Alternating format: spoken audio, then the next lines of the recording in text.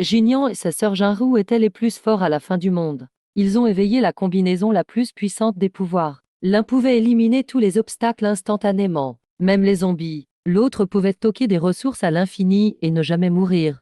Mais l'arrivée de Shen Xu, le crush de Jingia et son aîné préféré, a fait comprendre à Jinjian ce qu'est pire que la mort. Jinjian, dans l'apocalypse glaciale à -60 °C, ignore l'épuisement de son corps, utilise son pouvoir pour nettoyer les obstacles et massacre les zombies. Il accumule ainsi beaucoup de ressources, alors que Jingyao, elle, reste dans la maison protégée au chaud et reçoit les ressources que Jinjian a risqué sa vie pour récolter. Shen Xu, parasite, ne se contente pas de survivre tranquillement. Il a aussi des intentions malveillantes. Il s'allie avec Jingyao et sabote le système de chaleur dans la combinaison de Jinjian. Quand Jinjian affronte une horde de zombies, il sent de plus en plus le froid. En se déconcentrant, il est blessé à l'abdomen. Quand il réalise et veut revenir à la maison sûre, il est déjà trop tard. Masse de zombies se jette sur lui. Ils le mordent jusqu'à ce qu'il soit méconnaissable. Jinjian tente de s'échapper, rampe épuisé jusqu'à la porte de la maison protégée. Il respire enfin, soulagé. En survivant, il frappe fort la fenêtre pour appeler à l'aide. Il lève les yeux vers l'intérieur. Jingyao et Shen Xu s'approchent de la porte. À moins de 2 mètres de la porte, il s'arrête. Jingyao dit lentement: grand frère, si tu meurs, les ressources seront-elles à moi et à mon aîné? Jinjian est choqué. Ils veulent me jeter dans ce vent glacé sans fin. Son cœur est plus froid que l'apocalypse elle-même. Une désespoir déchirant l'envahit. À la dernière seconde avant de fermer les yeux, il pense: je n'accepte pas ça. Si j'avais une autre chance, je leur ferais souffrir plus que moi. Plus désespéré, retour dans le temps. Activation du point d'ancrage. 7 jours avant l'arrivée de l'apocalypse.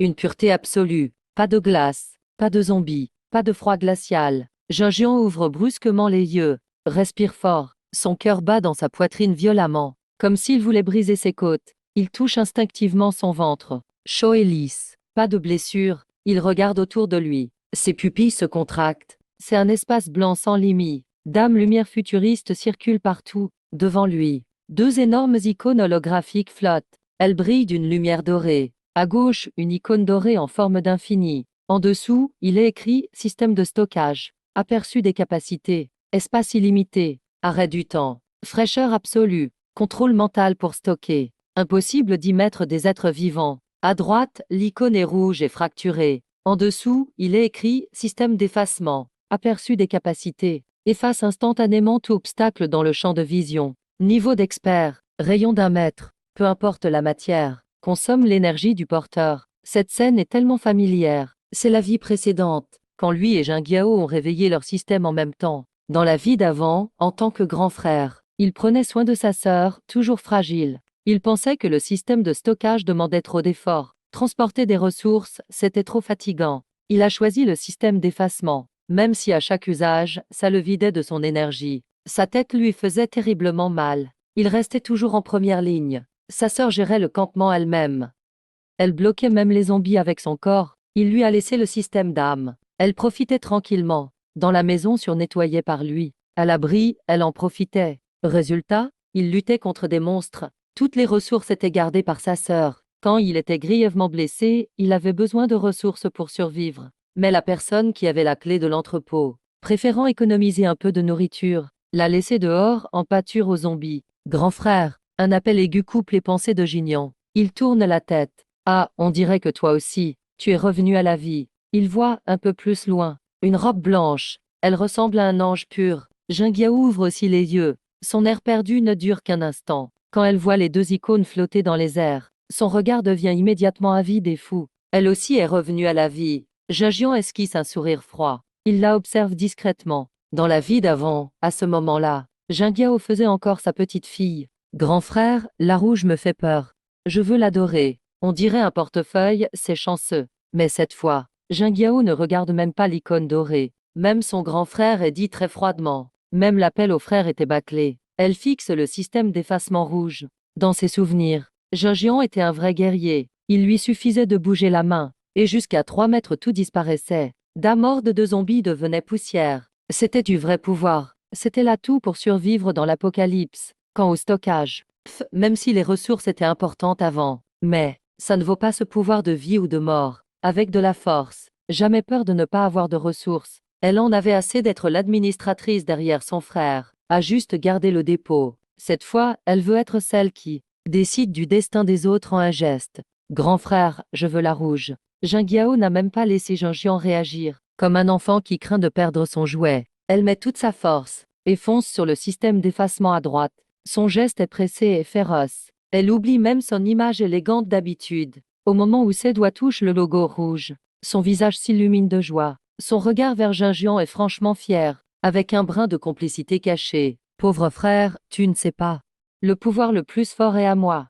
C'est toi qui vas devoir me supplier cette fois. Jinyan reste immobile, les mains dans les poches. Il la regarde tranquillement. Il ne lutte pas, ne se dispute pas. Il ne lève même pas les paupières, jusqu'à ce que Jingyao lie le système d'effacement. La lumière rouge du système pénètre son corps, alors seulement Jinjian s'avance lentement. Il marche vers le système de stockage abandonné. Yao Yao, tu es sûr de ton choix. La voix de Jinyan est d'un calme effrayant, sans aucune émotion. Celui-là, il a l'air combatif. Ce sera dur. Jingyao, toute fière avec son nouveau pouvoir, remet ses cheveux en place. Et d'un air adulte, grand frère. J'ai compris maintenant. Tu m'as toujours protégé.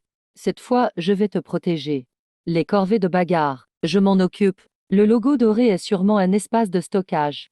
Il va parfaitement à une personne attentive comme toi. Occupe-toi juste de la logistique. Protège-moi. Jinyan rit froidement en silence. Tu veux faire de moi ton pion aussi, et m'exploiter comme je t'ai protégé la dernière vie. Extraire toute ma valeur, c'est ça. Dommage, tu ignores le prix à payer pour réinitialiser le système. La dernière fois, Jinyan savait bien s'en servir, parce qu'il avait un instinct de combat au top, et un corps très solide. Même ainsi, après chaque utilisation, il se sentait épuisé comme après une grippe. Quand à Jingyao, cette demoiselle qui n'arrive même pas à ouvrir une bouteille, elle sera clouée au lit 3 jours dès la première utilisation. Le plus important, le système Xingkong ne produit rien. Il ne stocke rien non plus. Dans un monde gelé où même l'acier se brise. Pouvoir manger mais pas se couvrir. Un pouvoir sans chauffage, c'est juste risible. Jinyan tend la main. Ses doigts fins touchent doucement le symbole doré de l'infini. Vroom, une lumière dorée et chaude l'enveloppe d'un coup. Dans son esprit, une porte gigantesque s'ouvre. Un vaste espace-temps figé et infini, parfaitement relié à sa conscience. À cet instant, la sécurité revient. Système lié avec succès. Haute Jinyan, capacité illimitée. Stockage, niveau débutant. Il reste 167h59 avant l'apocalypse. La lumière blanche disparaît. Le bruit envahit comme une vague. Klaxon, discussion de passants. Pub du centre commercial au loin. Jinyan ouvre brusquement les yeux. Il se rend compte qu'il est assis sur le canapé en cuir de chez lui. Le soleil brille dehors. La clim envoie une brise fraîche de 26 degrés. Un café glacé à moitié fini est sur la table basse. Les gouttes d'eau glissent lentement sur son verre. La chaleur de la vie réelle lui donne presque envie de pleurer. Mais il n'a plus le temps d'être ému. En face de lui, Jingyao s'est réveillé aussi, assis sur le fauteuil. Il agite les bras avec excitation dans l'air, comme pour tester son nouveau pouvoir. Clic, le cendrier en cristal disparaît soudain de la table basse. Jingyao pâlit d'un coup, pose sa main sur sa poitrine, à bout de souffle, puis éclate soudain de joie. C'est vrai, j'ai ce pouvoir maintenant. Il tourne la tête vers Jinyan, avec dans les yeux, non plus de la dépendance, mais de l'arrogance pure. Frérot, je suis crevé. Serre-moi un verre d'eau. Et file-moi aussi la carte que papa et maman ont laissée. Je dois sortir acheter des trucs et me préparer. On dirait qu'il donne des ordres à un domestique. Jinyan saisit son café glacé et boit une gorgée lentement, amer et glacé. Ça réveille. Il repose sa tasse, regarde celle qu'il a entraînée vers l'abîme dans sa vie d'avant, sa petite sœur, et dit juste un mot. Dégage. Seul un mort garde un secret. L'air se fige une seconde. Le sourire de Jingyao se fige aussi. Il croit même avoir mal entendu, depuis qu'ils sont petits. Jinyan a toujours cédé à Jingyao. Tu veux des étoiles, je ne te donne jamais la lune. Parents mortaux, grand frère devenu comme un père. Jinyan l'a élevé en la couvrant d'amour. Il n'a jamais dit dégage. A peine élevé la voix une seule fois. T'as dit quoi, frérot? Jingyao ouvre de grands yeux, presque en larmes. Son air innocent et malheureux. Une vraie actrice oscarisable. Tu m'en veux encore, pour avoir pris ce système rouge. Je voulais juste te protéger, moi aussi. Jinyan répond. Dehors, Jinyan se lève. Sa grande taille M85 impose tout de suite. Il regarde Jingyao de haut, avec un regard glacial, comme face à un cadavre. Ici, c'est chez moi. Le titre de propriété est à mon nom. T'as 10 minutes pour prendre tes affaires. Pars tout de suite. T'es fou. Jing Yao craque enfin, crie et se lève d'un bond. C'est aussi la maison de nos parents. Pourquoi tu me vires? Et puis, je viens d'éveiller le pouvoir le plus fort. Tu sais ce que ça veut dire. L'apocalypse arrive. Seul moi peux te protéger. Si tu me mets à dos maintenant.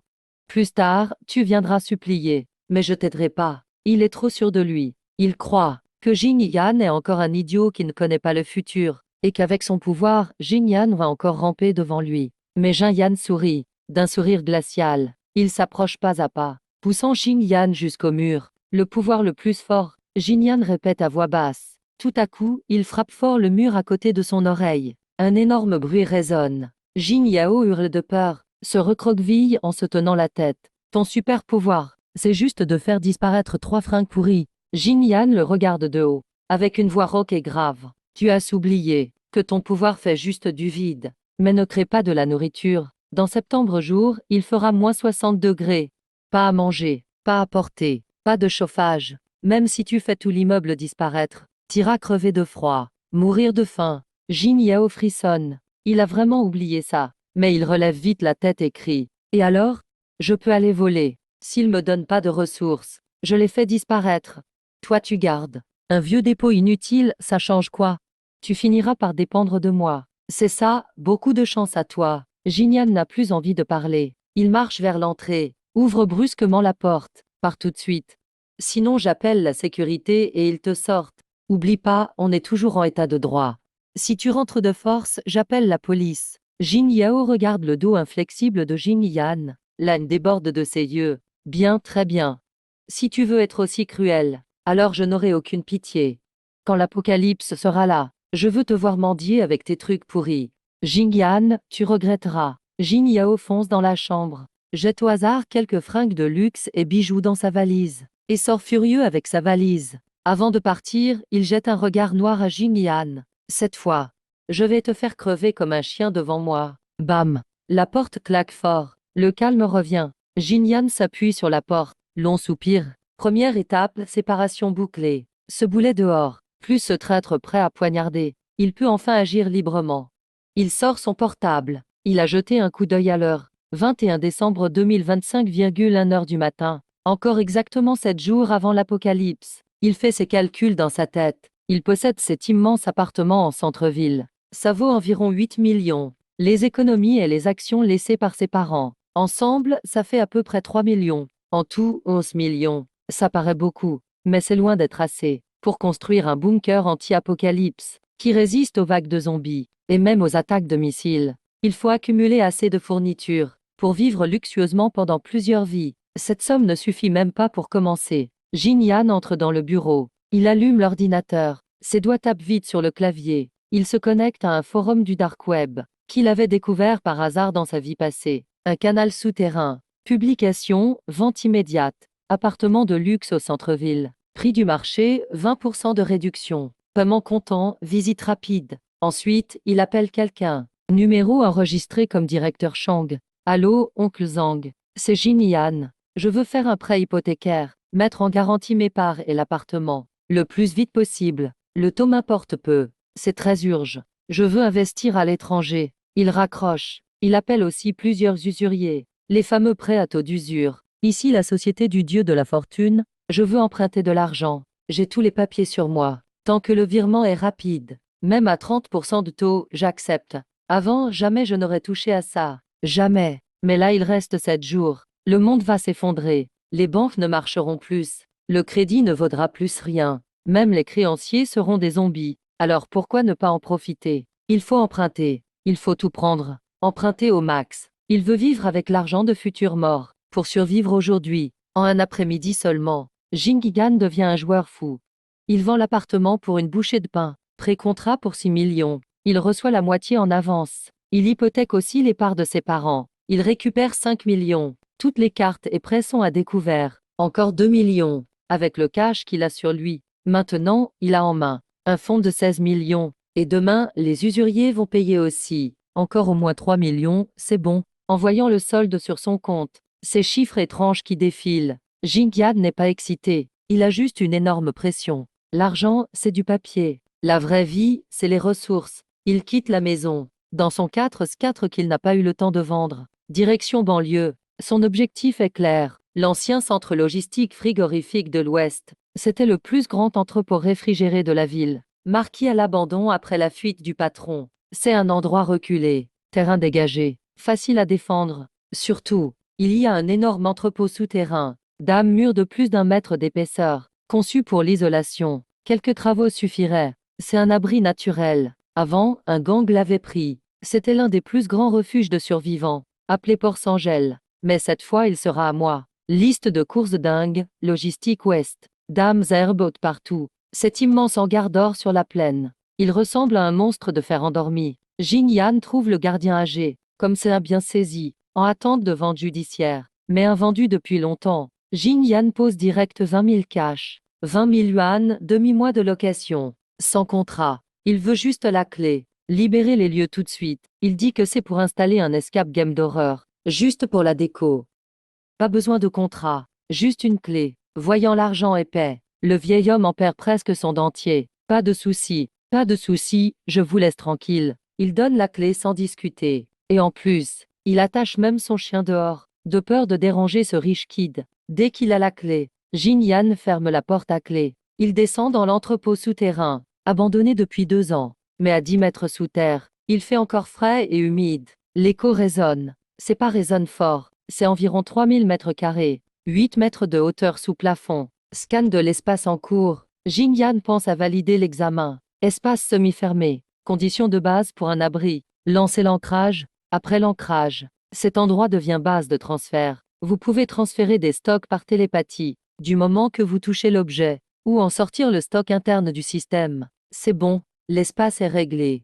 Faut maintenant tout remplir. Il ne fonce pas au supermarché. Ça c'est pour les amateurs. Supermarché trop cher. Et peu de stock. En plus, trop visible. Il prend sa voiture. Direction le plus grand marché de gros. 15 heures cet après-midi. Juste après le rush. Jin Yan entre dans la plus grosse boutique de céréales. Le patron clope au bec, fait ses comptes. En voyant Jin Yan entrer, il calcule à peine. Qu'est-ce que tu veux acheter? Supermarché à l'entrée. Je veux du riz. Jin Yan regarde les sacs de riz. Combien coûte le meilleur riz Wuchang? Le patron bug.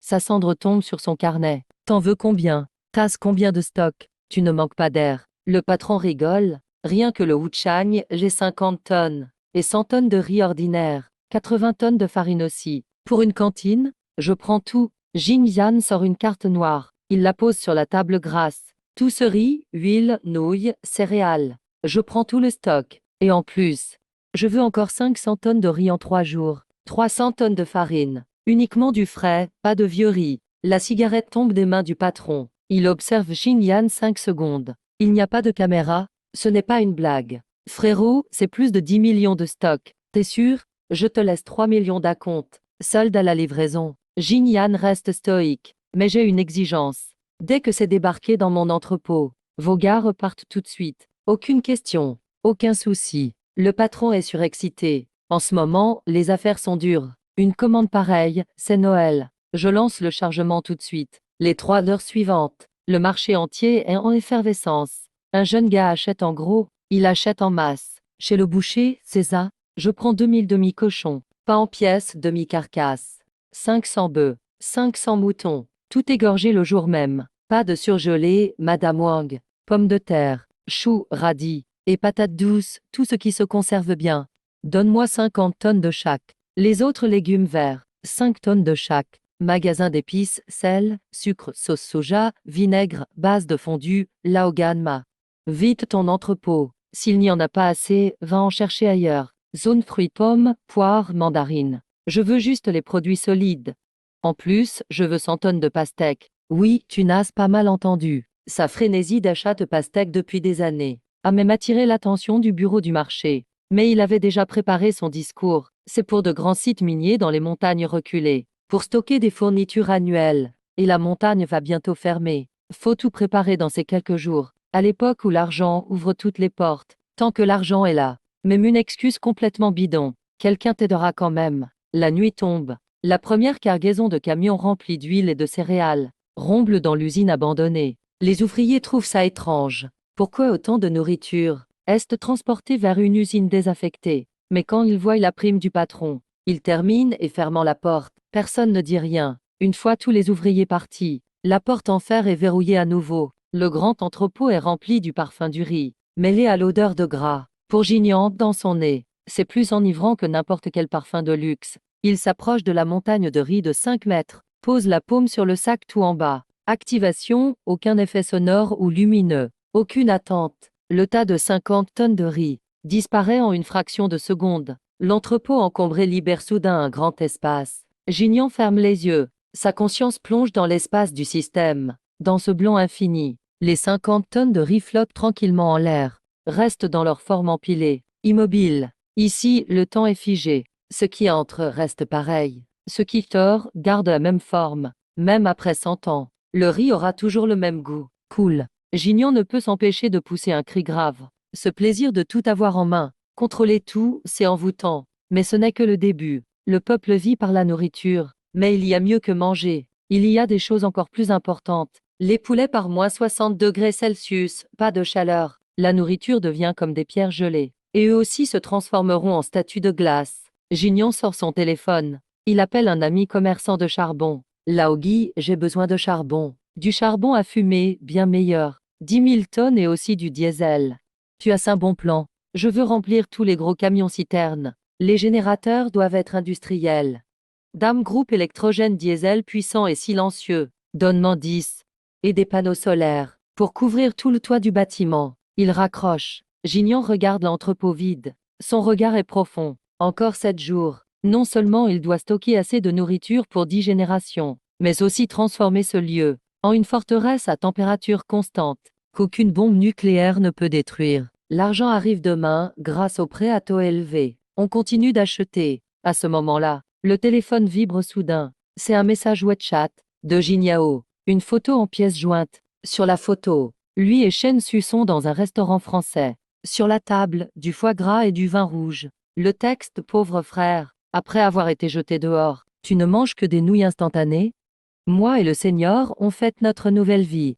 Si tu te mets à genoux maintenant, peut-être que je te partagerai un morceau de pain. Gignan regarde l'écran, un petit sourire ironique au coin des lèvres. Mange bien, prends-en plus. C'est votre dernier vrai repas en tant qu'humain. Après ça, plus de dîner digne de ce nom. Il répond juste, t'habille-toi bien, et bloque le numéro et éteint le téléphone. La nuit s'approfondit, mais le feu dans ses yeux s'allume à peine. Cultivé avec super pouvoir dans un bunker apocalyptique, la nuit froide à la périphérie n'est pas tranquille. L'arc électrique du soudage brille dans le grand atelier. La découpeuse hurle en continu. Dizaines d'ouvriers comme des fourmis travaillent dans le ventre de la bête métallique. Gingnan est sur la passerelle au 2e étage, avec une cigarette à peine allumée. Dans la fumée, son regard est plus brûlant que l'arc du soudage. Ici, c'est sa vie future. Patron, c'est pas un peu trop? Celui qui parle, c'est un gros homme en tenue de travail sale. Surnommé Laoei, chef de chantier avec les meilleurs contacts, avec assez d'argent. Modifier un entrepôt, facile.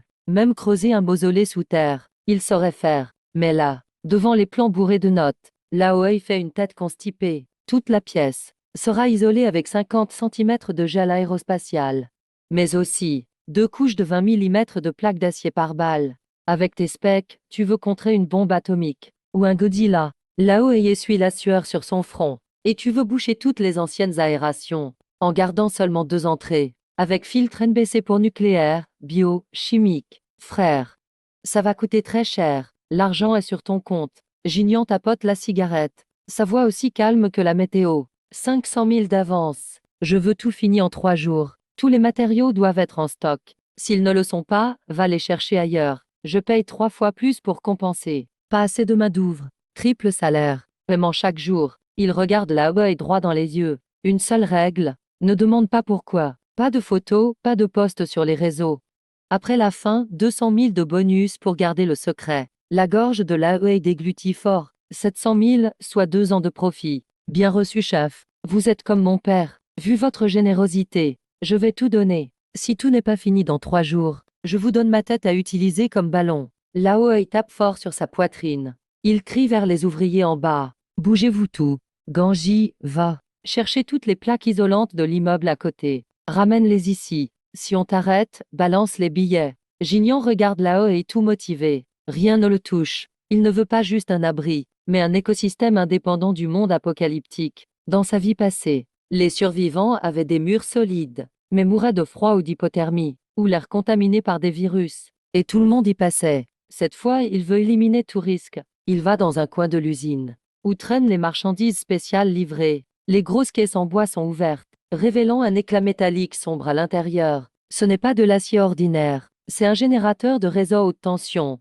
obtenu par des moyens spéciaux, et du verre par balle niveau militaire. Au début de l'apocalypse, les plus effrayants ne sont pas les zombies, mais les humains, quand la faim et le froid rendent les gens fous. Une porte enroulable classique, c'est aussi fragile que du papier face aux pillards. Il faut du courant haute tension, plusieurs milliers de volts, pour vraiment dissuader ceux qui veulent entrer dans le refuge, et leur apprendre à être polis. Le système range tous ces matériaux, puis ajuste l'espace selon le plan. Les ouvriers sont efficaces, mais pour la sécurité, Jungian fait plus confiance au système. Profitant de la pause déjeuner des ouvriers, il effleure les vitres blindées du doigt. Dizaines de tonnes de matériel disparaissent en un instant, et grâce à la précision du système, elles s'encastrent parfaitement dans les puits de lumière. Cette manipulation quasi magique fait gagner énormément de temps, et atteint une étanchéité que l'humain ne saurait réaliser. Fini la structure, place à la déco. Jungian part du chantier en voiture, direction la plus grande foire au mobilier de la ville. Tant qu'à vivre comme un démon, dans cette foutue chambre, autant garder un certain standing. Je prends ce canapé en cuir de veau importé, c'est confortable. Je veux aussi cette baignoire intelligente avec massage, celle qui chauffe à température constante. Ce home cinéma tout connecté, la version complète. Je prends aussi ces matelas Simon, ceux à 10 000 € pièce. Donnez-moi 10. La vendeuse derrière lui a presque la mâchoire bloquée à force de sourire, et note tout à une vitesse folle. Elle regarde Jungian comme un porte-bonheur. Monsieur, tout ça c'est pour un hôtel? Non. C'est pour mettre au sol dans mon entrepôt. Jungian improvise. En fait, c'est surtout pour l'isolation et l'insonorisation. Avec ce froid glacial, le sol dégage un froid polaire. Ajoutez plusieurs couches de matelas haut de gamme. Encore des tapis persans bien épais. Même pieds nus, c'est top. C'est du luxe. Après les meubles, direction magasin d'équipements outdoor. C'est là que tout commence. Les meilleures combis polaires anti-froid. Celles qui tiennent à -80 °C. J'en veux 50 lots. Dame modèle homme et femme. Il n'en prêtera à personne. Mais ça peut servir. Ou bien échanger contre d'autres biens précieux. Bottes tactiques. Gants chauffants, masque de ski, piolet, pelle multifonction. Je prends tout ce mur. Et ces rations militaires autochauffantes. Tout le stock, je prends tout. Au moment où Jungian achète comme un fou, une voix familière retentit soudain depuis le coin VIP. Oh chérie, regarde cette doudoune, tu la trouves belle.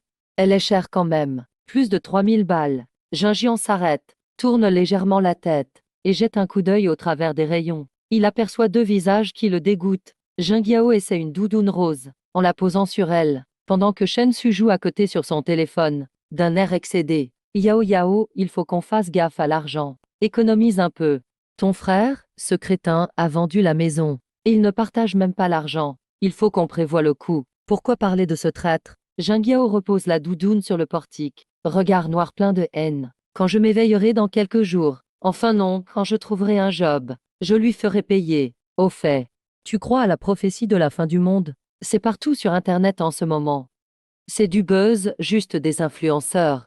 Shen Surikane. Regarde le beau soleil. Même en hiver, il n'a jamais fait aussi doux. Comment ça pourrait devenir tout à coup glacial? Crois pas à ces bruits. On ferait mieux de penser à comment lui prendre son argent. J'ai entendu dire qu'il a emprunté à des usuriers. On pourrait le dénoncer pour collecte de fonds illégale. Entendant ça, Jungian se met à sourire cruellement. Voilà sa merveilleuse sœur, à deux doigts de mourir. Elle ne pense qu'à ça, pas à faire de réserve, mais à lui voler son argent, et à le balancer. Il ne dit rien, et va tranquillement à la caisse. Tout ce que ces deux-là ont touché, retirez-le. Je ne prends plus, dit-il en pointant le coin de Jungiao. C'est écœurant. Autre chose, préparez-moi la combinaison de survie polaire la plus chère. J'en veux 10. Carte bleue, c'est parti. En passant près de Jungiao, il ralentit express, abaissant sa casquette, et murmure froidement assez bas pour qu'il l'entende. Profitez de vos robes, car après ça sera costume funéraire. Jungiao se retourne violemment. Elle ne voit qu'une grande silhouette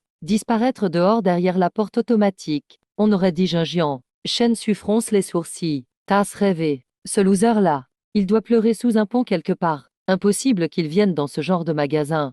Ricane Shen Su. Allez, on va manger japonais. C'est pour moi ce soir. En sortant du centre commercial, Junjian lève le regard. Le soleil tape toujours, mais dans l'air, il y a déjà de la sécheresse et de l'électricité statique. Signe de tempête à venir. Il reste 96 heures. Retour dans l'entrepôt froid.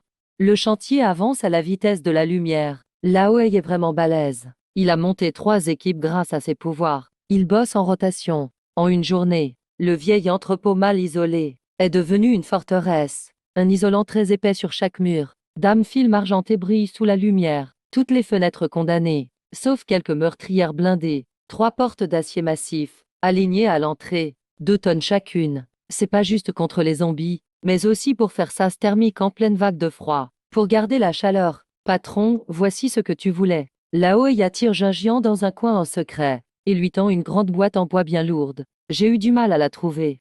C'est une hache de pompier réformée, mais je l'ai faite reforger, aiguisée. Elle peut maintenant ouvrir une porte blindée. Junjian ouvre la boîte. Une hache entièrement noire, au look agressif se trouve dedans. La lame brille, affûtée. La poignée entortillée de corps de parachute. Il la saisit et la brandit 2 fois. Le vent qu'elle fait est grave et puissant. Ce poids, ce ressenti, lui rappelle la dernière vie, quand il fracassait des têtes de zombies. C'est parfait, dit-il satisfait. Il sort 2 liasses de cash et donne à Laoei. Tiens, pour toi. Laoei prend l'argent et regarde Junjian d'un air complexe. Ce gars-là n'est pas banal. Il en a vu des fous, mais jamais un comme Junjian, fou mais calme. On dirait qu'il se prépare pour une catastrophe inévitable. C'est la première fois, mais c'est un mec malin. Chef, je ne sais pas ce que tu prépares, mais bonne chance. Le vieux noir part avec ses ouvriers. Le dernier engin de chantier s'éloigne. Le lourd portail se ferme lentement. Plan. Le verrou résonne dans l'usine vide. Gignan, seul au centre de sa forteresse d'acier, il contemple ses montagnes de vivres. À gauche, la zone alimentaire. Dame tonnes de riz, farine et huile. De quoi tenir 100 ans. À droite, la zone énergie.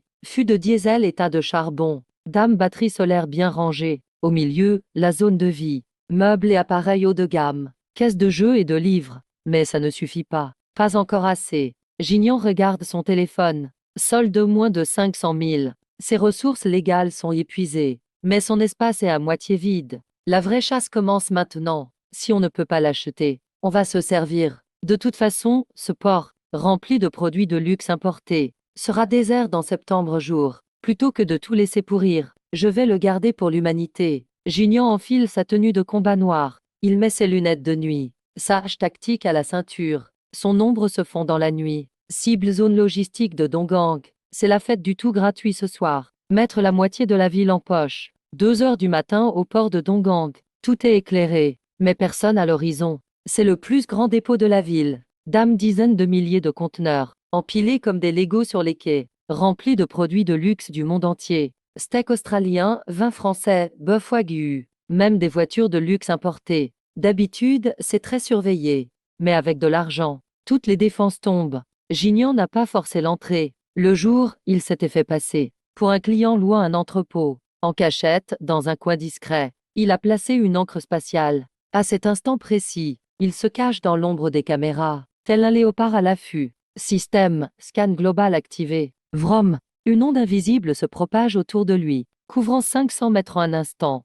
Point lumineux s'allume dans sa tête. Chaque point est un conteneur, avec le détail du contenu à côté. A102 20 tonnes de bœuf argentin. B055 300 caisses de vin de Bordeaux. En voyant les médicaments, ses yeux s'illuminent. Dans l'Apocalypse, une boîte d'antibiotiques vaut plus qu'une vie de femme. D'une simple pensée, l'énorme conteneur de médicaments, avec sa coque d'acier, disparaît en un dixième de seconde, téléporté direct dans son sous-espace. Sans même remuer la poussière au sol, les caméras tournent mécaniquement. Le garde somnole dans sa guérite. Personne n'a rien vu. En un clin d'œil, des millions de biens ont changé de main. Ce n'est que le début. Gignan est comme un fantôme, glissant entre les canyons de fer. Prends, prends, prends. D'un geste du doigt, les conteneurs s'évaporent un par un. Pour ne pas semer la panique, il utilise une ruse de Sioux. Il ne prend que la marchandise, ou les caisses cachées au milieu, laissant les coques vides à l'extérieur, faisant croire que tout est normal. Zone food chocolat, fromage, café, conserve de luxe. Ces aliments riches sont de l'or pur pour l'apocalypse. Côté luxe, même si plus tard, Un sac Hermès ne se mange pas. Le cachemire et les couettes en soie sont parfaits contre le froid, sans aucune gêne. Il vide un entrepôt de textiles chics, milliers de couettes stockées, zone équipements spéciaux. Il découvre par hasard des motoneiges tout-terrain, 20 machines au total, idéales pour la fin du monde glacé, le transport parfait sur mesure. Avec ça, il roulera sur des mètres de neige. La vitesse humiliera n'importe quel 4x4 embourbé. Tout est à moi. Gignon esquisse un sourire. Il prend tout sans hésiter. Cette nuit, il a presque vidé la moitié des dépôts de valeur, jusqu'à ressentir une douleur au crâne. Le signal d'un surmenage mental. Il s'arrête enfin, presque déçu. Il jette un œil à son espace. L'immense vide d'autrefois est maintenant plein à craquer. Dizaines de milliers de tonnes. S'il avait dû payer tout ça, il en aurait eu pour des milliards. Là, c'est coûte zéro. Alors qu'il allait partir, soudain, un bruit de moteur brise le silence. Plusieurs 4x4 noirs modifiés débarquent en trombe dans le port, s'arrêtant devant un dépôt discret. Les portières s'ouvrent, 10 brutes tatoués sortent avec des battes, et même quelques fusils artisanaux. Le chef chauve au visage balafré engueule ses hommes pour charger. Bougez-vous.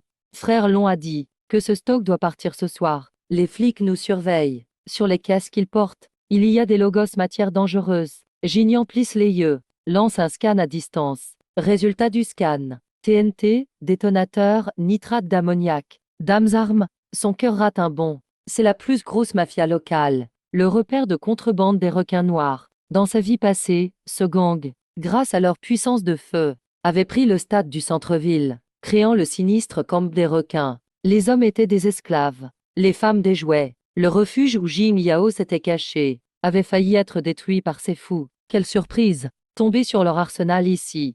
Avant, Gignon aurait fui direct, mais face à ce TNT capable d'exploser n'importe quelle défense ou zombie, Gignon se lèche les lèvres. C'est un cadeau tombé du ciel. Avec ses explosifs, il a son ultime atout. Quiconque attaque sa maison finira satellisé par une bombe. Même si tout est perdu, il peut emporter tout le monde. C'est ça, la dissuasion. Puisqu'on se croise. Désolé pour vous. Gignon ne fait aucun bruit. Il utilise les pouvoirs de son espace pour contourner l'entrepôt par derrière. Sa main est posée sur la fine paroi en tôle de l'entrepôt. Cette distance est pile dans la portée du système. Le système verrouille tous les explosifs, tout récupéré.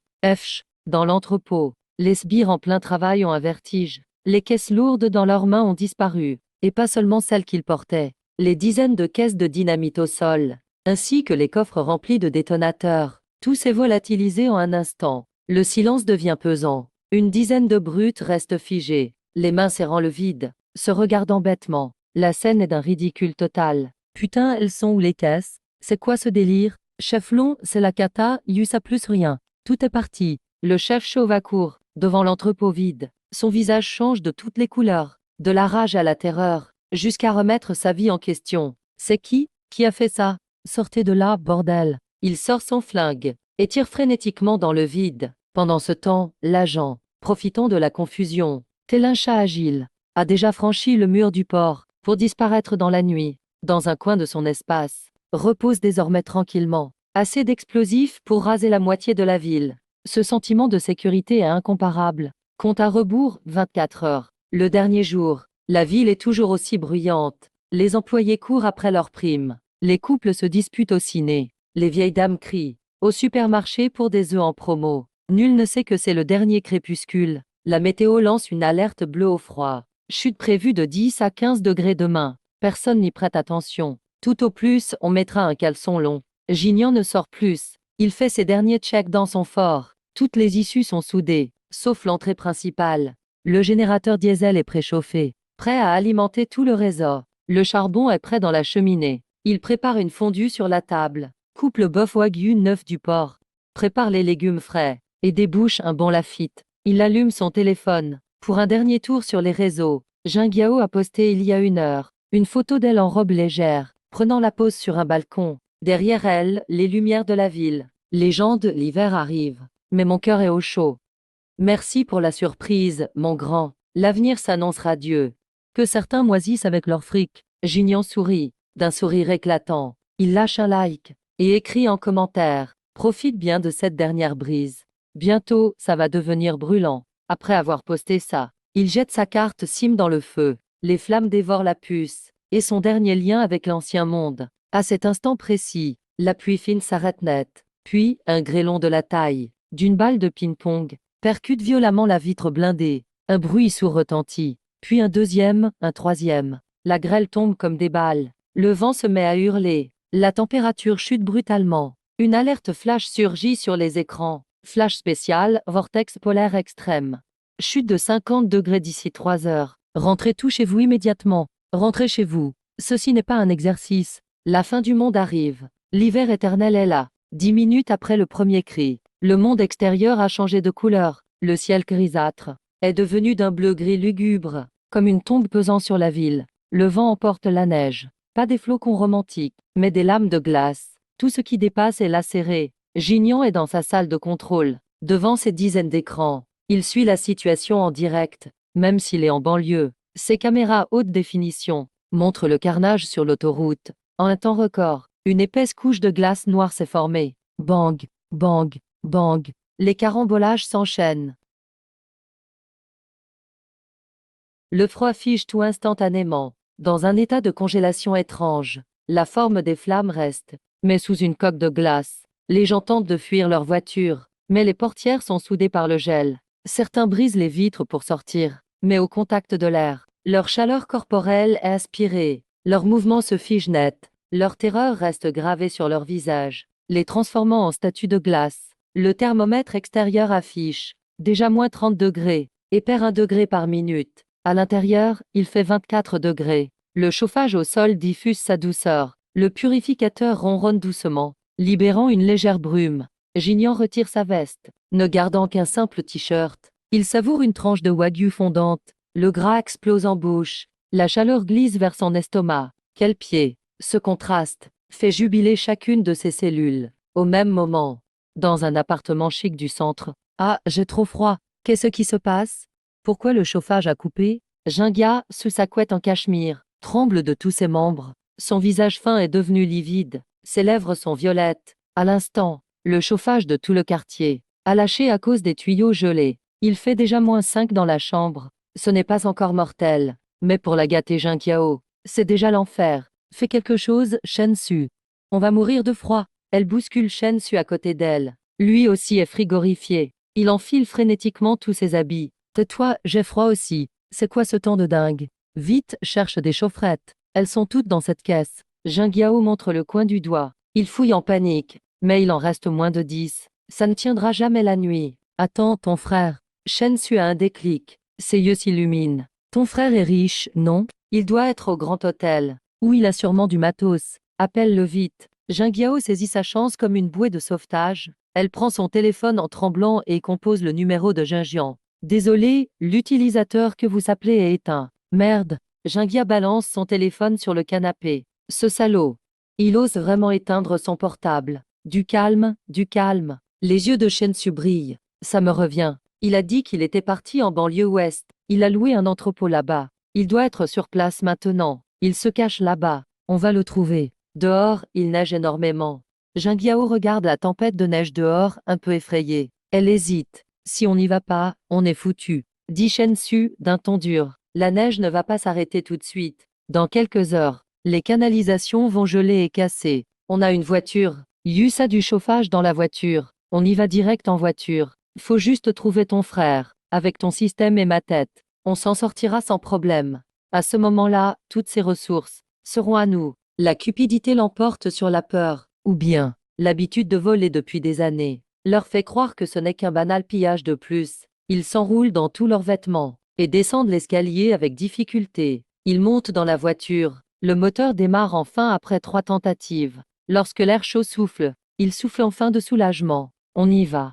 Dans ses yeux, Jingiao de la banlieue ouest affiche une lueur féroce. Quand j'aurai retrouvé Jinjian, je le ferai s'agenouiller devant moi dans la neige pour s'excuser. Il devra me supplier de lui pardonner son manque de respect. À ce moment-là, Jinjian dans la banlieue ouest fixe un coin de l'écran de surveillance. Un groupe de chiens errants sont blottis ensemble. Ils tremblent de froid. Soudain, l'un des chiens commence à convulser violemment. Ses yeux virent soudain au rouge sang. Ils deviennent écarlates. Ses crocs poussent à vue d'œil. Sa peau éclate, laissant voir des canines gris foncé. Aouh! Un hurlement perçant et inhumain retentit dans la neige. Ce groupe de zombies mutants se jette soudain sur ses compagnons, et mornette la gorge d'un autre. Du sang éclabousse la neige, gelant instantanément en cristaux rouges. Ce n'est pas un simple virus, c'est un poison froid et humide. Ils n'ont pas peur du froid. Ils deviennent même plus excités quand il fait plus froid. Gingian repose ses baguettes. Ils sont enfin là. Il jette un œil à l'heure. Il faudra environ 2 heures pour que Jinkiao et les autres arrivent ici. Encore 2 heures à peu près. S'ils ne meurent pas de froid en chemin, et s'ils ne se font pas bouffer par des zombies, j'espère qu'ils ne manqueront pas le spectacle. Gingian se lève. Il va jusqu'au panneau de contrôle. Il appuie sur le bouton rouge. Mode de défense de niveau 1 activé. Le premier barrage électrique dehors s'allume. Dames arc bleu crépite dans la tempête. On dirait un immense filet prêt à capturer sa proie. Et derrière ce filet, Gignan prend son verre de vin rouge. Il trinque à la tempête sur la caméra. Bienvenue à Enfer, mes chers invités. Un refus glacial à -40 degrés. La tempête à la périphérie ouest est devenue une catastrophe blanche. La visibilité n'est que de 5 mètres. Le vent hurle comme 10 000 lames dans les airs. Un sifflement glaçant se fait entendre. Une BMW X5 blanche avance péniblement sur une route enneigée d'un demi-mètre. Les essuie-glaces sont cassés et gelés. Le pare-brise est recouvert d'une épaisse couche de glace. On ne voit la route que par un petit trou. On n'est pas encore arrivé.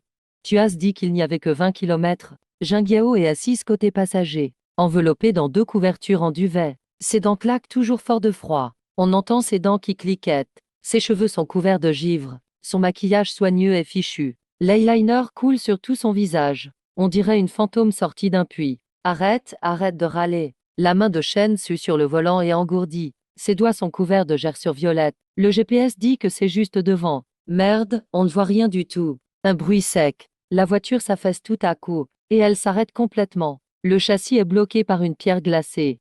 À cette température, l'arbre de transmission s'écarte net. La voiture est foutue. Shen Su donne un coup désespéré sur le volant. Sa main frappe sur la housse gelée. Il grimace de douleur. Quoi? Jingiao crie. Sa voix devient aiguë de peur. Tu veux qu'on meure ici? Shen Su, t'es nul. Ferme-la. Si t'es si forte, prends le volant. Shen Su sent l'instinct de survie monter, et laisse tomber sa façade habituelle. On descend, la silhouette devant doit être l'usine. Avançons. Ils n'ont plus le choix. Rester dans la voiture, c'est mourir de froid. Ils resserrent les couvertures. On dirait 2 pingouins maladroits. Ils trébuchent dans la tempête. Le vent glacial s'infiltre à leur col, comme si on leur versait un seau d'eau glacée sur la tête. Elle sent la chaleur quitter son corps. Jingiao a l'impression que ses poumons vont exploser de froid. Chaque respiration est une torture. 500 mètres qui d'habitude prennent quelques minutes, leur prennent une demi-heure. Quand l'usine imposante apparaît devant eux, ils rampent presque à genoux jusqu'à la porte. Mais la scène devant eux les laisse sans voix. Ce n'est pas une usine abandonnée. C'est une forteresse en acier. Les murs en briques sont recouverts de métal argenté. Tout est parfaitement hermétique. Aucune fissure. Les fenêtres sont toutes scellées. Il ne reste que quelques trous de surveillance noirs. Sur le mur de 3 mètres, il y a même des rouleaux barbelés. Ils brillent d'un froid sinistre dans le vent. Le pire, même à travers l'épaisse muraille, ils sentent presque un peu de chaleur venant de dedans. Gignan, Gignan, je sais que tu es dedans, ouvre. Jingiao se jette devant la porte d'acier immense. Elle frappe frénétiquement la porte. Ses mains cognent sur l'acier. Le son est sourd, mais sa main fait très mal. C'est moi, Yao Yao. Je vais geler ici. Ouvre-moi, laisse-moi entrer. Jinjian, c'est moi, Shen Xu. On est de la même famille. Tu ne vas pas nous laisser mourir dehors. Ils crient de toute leur force. Le vent avale vite leur voix. Dedans, Gignan est assis sur un énorme canapé en cuir. Il fait face à un mur de moniteurs. Sur l'écran, 2 silhouettes rouges apparaissent sur la porte, comme 2 pauvres mouches. Il tient un verre de vin fraîchement ouvert. Il le fait tourner doucement. Le vin paraît épais et tentant sous la lumière. À côté, la marmite bouillonne d'huile rouge. Quelques tranches d'abat flottent dedans. Une odeur épicée et irrésistible s'en dégage. Système active l'enceinte extérieure. Gignan ordonne calmement. L'enceinte grésille à l'extérieur. Les deux sont surpris. Puis, une voix calme et paresseuse, avec un peu d'humour, retentit dans la tempête. Qui êtes-vous à cette heure-ci? Vous savez que c'est interdit de déranger les voisins. En entendant cette voix, les larmes de Jingiao coulent aussitôt. De l'émotion, mais aussi de frustration. Elle pleure d'excitation et de ressentiment. C'est moi, grand frère. Je suis ta petite sœur. Ouvre vite, il fait trop froid dehors. On va mourir. Oh, ma petite sœur. Gignan parle tranquillement, en faisant un bruit de succion, comme s'il mangeait quelque chose. Les tranches de canard sont un peu trop cuites. Tu as dit que tu es qui? Dehors, Jingiao est sur le point de s'évanouir. Elle gèle dehors comme un chien. Il mange une fondue dedans. Et en plus des abats de canard. Son imagination la torture. Elle salive instantanément. Son ventre gronde. Jinjian, arrête de faire semblant. Je sais que tu m'entends. C'est Jingyao, ta seule sœur. Elle hurle. Ouvre la porte. Je t'expliquerai tout quand je serai dedans. Tout ça c'est un malentendu. Un malentendu. Jignan pose les baguettes. Il prend le micro. Il regarde sur l'écran ce visage déformé. Son regard devient froid. La gifle, c'était un malentendu. M'être chassé, c'était un malentendu. M'être laissé mourir comme un chien devant toi. C'est aussi un malentendu. C'était juste une phrase en l'air. Jingyao panique. Grand frère, t'es un homme. Pourquoi être si rancunier? J'ai eu tort avant. Je m'excuse maintenant. Désolé, désolé. Je suis désolé, vraiment.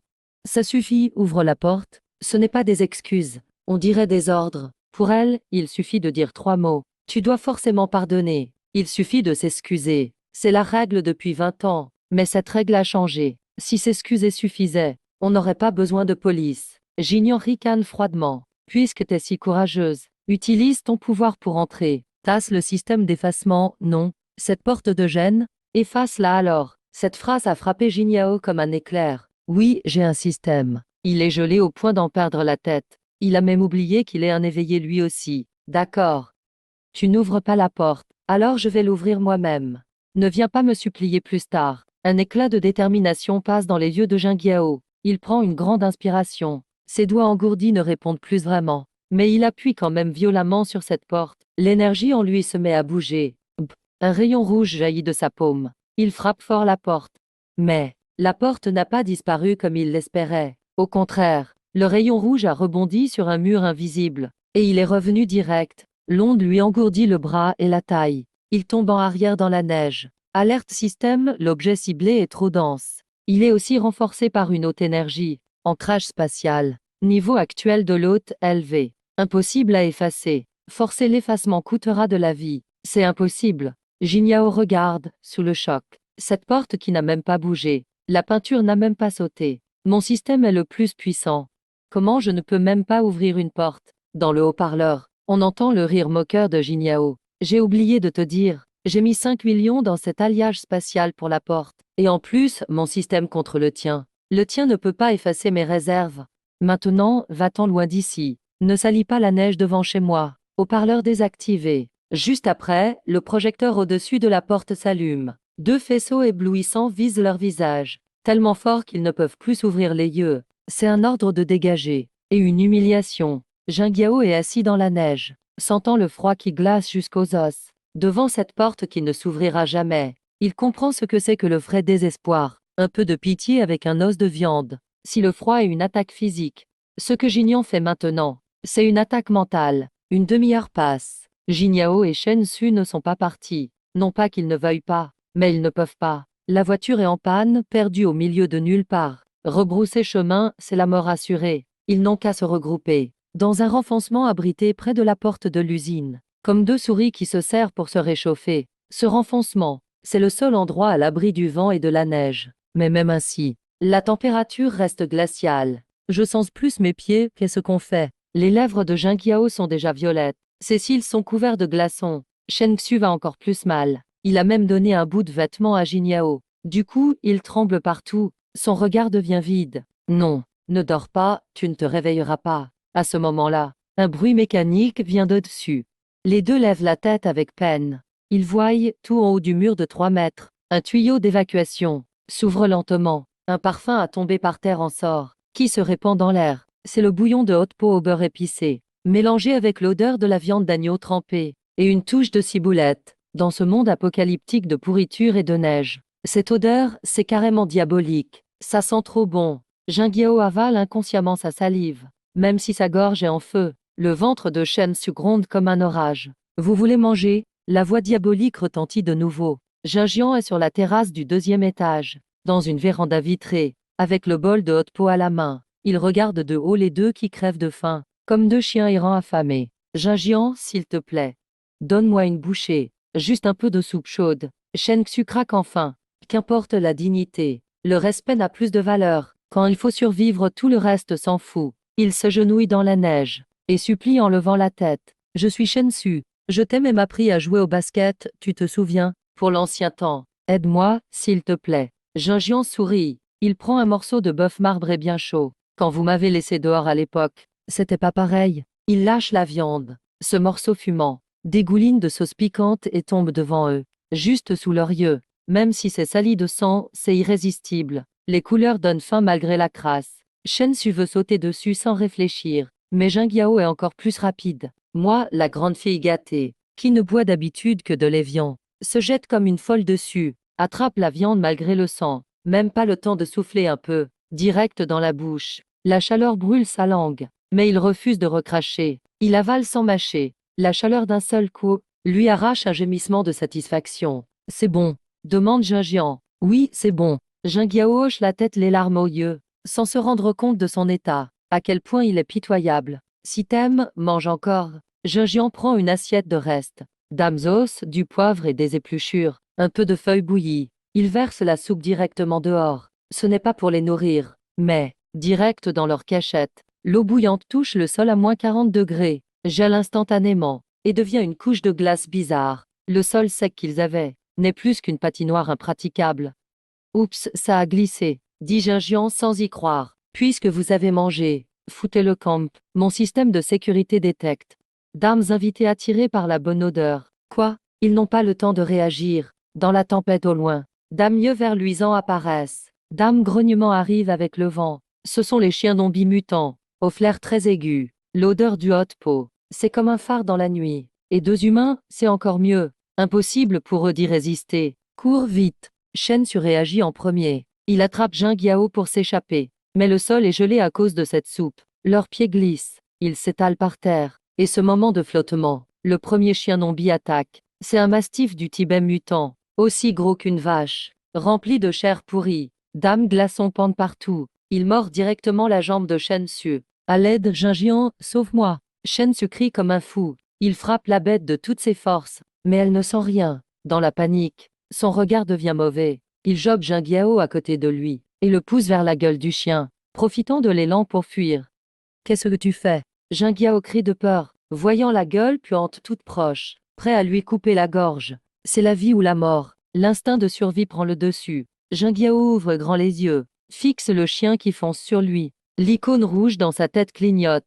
Dégage d'ici. Il hurle intérieurement. Cette fois, la cible n'est pas la lourde porte, mais un être vivant, de chair et de sang. Comme une pastèque écrasée par un marteau. Shen Su se figea. Comme une pastèque écrasée par un marteau. Il sort brutalement de sa cachette dans la neige. Ils ne peuvent rien faire de plus. Pas de sang ni de tripes partout, parce que toute la matière. Ce truc était vendu à prix d'or par les grandes factions, et instantanément éliminé. Il ne restait qu'une moitié de cadavre de chien sans tête. Son côté innocent, qui s'est effondré sur Jingyao sous l'effet de l'inertie. Elle a failli être écrasée. Haute a tué une créature mutée de niveau 1. A gagné 10 points d'expérience. Alerte sur charge physique. Jingyao sentait son cerveau comme piqué d'aiguille. Elle a failli s'évanouir. Noyau de force de niveau 1 drop. Mais elle a survécu. Son système ne pouvait pas ouvrir les portes. Et c'est à ce moment-là que Jingyao. Mais pour tuer ce genre de truc, il était vraiment fort. À l'étage, Jinjian posa ses jumelles. Une lueur de malice traversa son regard. Mais ce goût de viande avec de l'amidon la rendait folle. Il n'était pas surpris que Jingyao ait pu contre-attaquer. C'est une combattante de niveau S, après tout. Si elle mourait si facilement, à quoi bon la suite du jeu? Son regard devint sombre. Mais une vie aussi fragile que du papier, avec une touche de tentation démoniaque. Le placard ne contenait que quelques uniformes moisis. Allez 200 mètres à lait. Il y a un poste de sécurité. C'était là que vivait le vieux gardien. Le verre est cassé. C'est votre seule chance de survie cette nuit. La fenêtre se referma totalement. La tête de chien hideuse roule au sol. La lumière s'éteignit. Il ne restait que deux silhouettes tremblantes dans l'obscurité, entourées d'yeux verts de plus en plus nombreux. Ils se dirigèrent vers le poste de garde. Jingyao repoussa la carcasse du chien. Elle se releva péniblement. Ce geste de tout à l'heure frappe fort le cou fragile du mastif zombie. Elle s'en est souvenue. Ils ont foncé en roulant vers le poste de sécurité délabré. Ils tenaient une tablette dans la main. Le poste de garde est minuscule. Essoufflés, ils s'effondrèrent sur le sol poussiéreux. Le vent entre de partout. La porte ferme mal. Dans ce froid, ça donne un peu de misérable. Devient fragile dans ce froid. Ils bouchèrent les fenêtres avec de vieilles planches et des journaux. Une tragédie à cause d'un simple saucisson. Gelé et dur comme la pierre. Ils réussirent à peine à calfeutrer. Shen Su s'approcha pour prendre la main de Jingyao. Est plus puissante qu'un pistolet de près. Tout à l'heure je voulais repousser le chien. Se retourne brusquement. Ne te méprends pas. Dégage. Puisque vous ne voulez pas partir. Au centre sportif de lait. Il se penche, malgré le dégoût. Après ce qu'elle venait de vivre. On partage. Donne-moi la moitié. Avait enfin volé en éclats. Jinjian se lève de la baignoire. Avant Shen Su, je te supportais parce que tu étais beau. Et que tu avais de bons résultats. Il avala, la tête baissée. Mais maintenant, t'es plus qu'un déchet. Jingyao s'adossa au mur. Désormais, si tu t'approches encore de moi, c'est la monnaie la plus solide post-apocalypse, le noyau. Je te décapite comme ce chien. Shen Su se figea, avec une pointe de haine dans les yeux. Et ce froid extrême ne les a pas tués. Mais il dissimula vite ses émotions. Avait le contrôle de ce système terrifiant. Il le sortit pour regarder. Elle pourrait le tuer d'un geste. Au même moment, il n'avait pas le choix, il devait endurer. La faim le reprit. Le petit morceau de bœuf de tout à l'heure est déjà digéré. Le froid violent brûlait leurs calories. Voyons voir si quelqu'un habitait ici avant. Peut-être qu'il reste à manger. Pour se rendre utile, Shen Su. La voix de Jinjian retentit encore, fouilla partout dans la cabane en désordre. Yeux fermés, elle récupérait son énergie, alors qu'il désespérait. Et il a compris une chose importante, reliée à un gaz haute pression. Il sentit quelque chose de dur, réconfort psychologique. C'était un saucisson coincé dans une fissure. On aurait dit une brique rouge. Le plus gros camp officiel au début. Mais au lieu de Shen Su, par réflexe, il voulut le cacher. Sors-le. La voix glaciale de Jingyao. Shen Xu se figea. Son casque permet de voir en infrarouge et la nuit. Il se retourna et sourit maladroitement. Yao Yao. Jingyao retira sa main froidement. Il tient sa hache noire tactique. Regarde, j'ai trouvé ça. Jingyao tendit la main. Sa paume brillait de rouge. La menace était claire. Shen Su serra les dents. À contre-cœur, il lui tendit le saucisson. Hors de question de partager. Un bruit de cassure, d'os qui craque. Elle ouvrit l'emballage. Peu importe les bactéries. Elle mordit directement dedans. Sa jauge de système est à 45 sur 100. Le saucisson glacé, lui fit saigner les gencives. Comme une ombre noire. En quelques bouchées, elle avala les 2/3. Devant les yeux affamés de Shen Su. Il ne s'occupe même pas des autres chiens. Jingyao ricana froidement. Comme une aumône, elle jeta le reste à Shen Su. Tiens, retiens bien. À l'avenir, tout ce que tu trouves revient d'abord à moi. Ce qu'il reste, c'est pour toi. Shen Su ramassa le morceau recouvert de poussière. Il ne restait presque plus rien. Il le mit entier dans sa bouche. Personne ne vit la haine dans ses yeux. Permettait d'échanger contre une star ou une tonne de riz. Quand j'aurai aussi un pouvoir, il suffit d'un petit coup pour casser. Les 5 chiens zombies restants à bois furieux. Ou quand cette fichue neige cessera. Dans le sous-sol du refuge à 200 mètres. À la dernière seconde avant que la meute encerclante attaque. Mais ont trop peur du trou pour descendre. Crunch, crunch. Jinjian était allongé dans un bain chaud à température constante. Le réseau public était coupé. Il captait toujours les signaux mondiaux. Sur l'écran, New York est en état d'urgence. Cette clause industrielle. Émeute massive à Tokyo. Je ne vais pas gaspiller ça. L'armée d'autodéfense est coupée. Alerte en Chine. Les abris publics sont ouverts. À force d'expérience. Avec ses doigts gantés. Dans cette ville, abri au centre sportif de la ville. Abri numéro 7. Centre sportif de la ville. Il tapotait doucement le rebord de la baignoire. La peau avait été un peu rongée par des rats, qui s'éloignent vers la route. Dans la vie d'avant, c'était là. Mais comme il y avait trop de monde, les vivres s'épuisaient rapidement. En moins d'un mois, le petit cristal rouge brille doucement. Une émeute éclata au grenier à grains. Dizaines de milliers de morts. Ensuite, l'armée s'est retirée. Et elle a réalisé quelque chose. Les mafias ont divisé la zone. C'est devenu un vrai enfer. Avec son pouvoir d'effacement. Forcé chaque jour de dégager la neige des routes. C'est calme. Pour la moitié d'un pain seulement. Jinjian ferma les infos. On dirait que l'histoire suit le même chemin. Stock total actuel, 32 000 tonnes. Niveau du système, élevé poudre. L'interface du système est ouverte. Montrant sa vraie nature, égoïste et froide. Expérience 0 sur 100. Conditions de montée, collecter 10 noyaux de zombies de niveau 1. Dans sa vie précédente, les gens n'ont découvert qu'au 3e mois de l'apocalypse. Milliers de survivants entassés à l'entrée.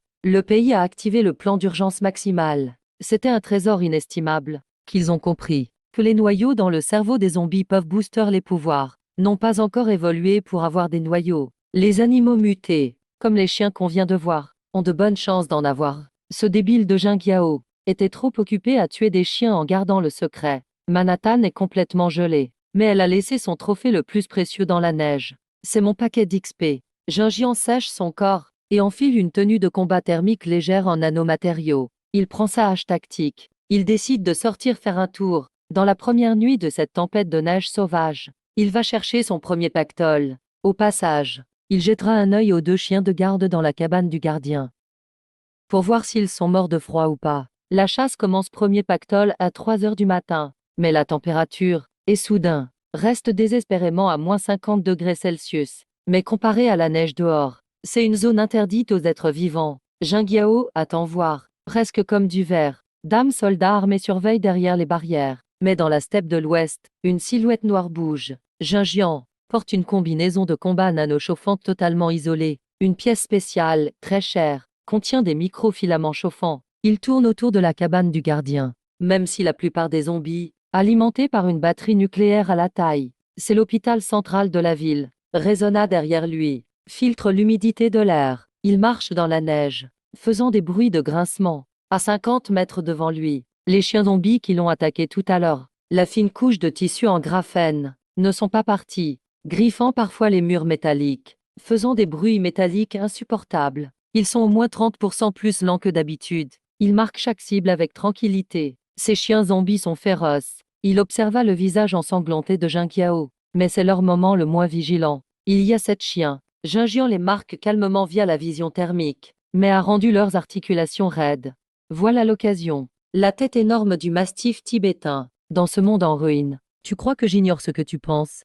Il est rapide. Le premier chien zombie grogne vers la cabane, mais il ne remarque rien. La hache de Jinjian arrive déjà. Un bruit sourd, vers le sol sous le mastif, avec les XP. Le santuaire ne jaillit même pas. Il gèle en perles dans l'air. Tuer un chien zombie de niveau 1. XP gagné. Ce bruit met tout de suite en alerte les 6 autres chiens. Avec un sourire flatteur sur son visage, Jingia et Shensu sont perdus dans la foule, complètement épuisés. Avec des yeux brillants verts, il fixe Jinjian, fend directement son crâne dur. De la salive sale, nauséabonde coule de sa bouche. Son corps massif fonce comme un tank. Un humain normal, face à ça, serait simplement déchiré. Mais Jinjian n'est pas ordinaire. Il a un espace infini compressé, juste avant que le mastif l'atteigne, et que sa gueule énorme va mordre son cou. La lame tranchante de la hache tactique. La tempête de neige se calme un peu. Jinjian ouvre brusquement sa main gauche. Sous ses pattes, une couche de glace épaisse de 2 mètres de diamètre, avec le sol gelé dessous. Chacun n'a droit qu'à un bol de bouillie par jour. Mais lui, il le sait déjà. Jinjian a créé ça. Le sol plat. Les blessés, à l'isolement tout de suite. La force de l'élan l'emporte. Il s'écrase lourdement au fond. Jingyao l'arracha. Il faut profiter de la faiblesse. Jinjian n'hésite pas. Il saute tout de suite dans le trou. Sa hache tactique en main, trace un bel arc de cercle dans l'air. La lame, utilisant la chute, elle ne jeta même pas un regard à Shensu. À la jointure, Jinjian s'approche. Tuer un groupe d'élite de zombies.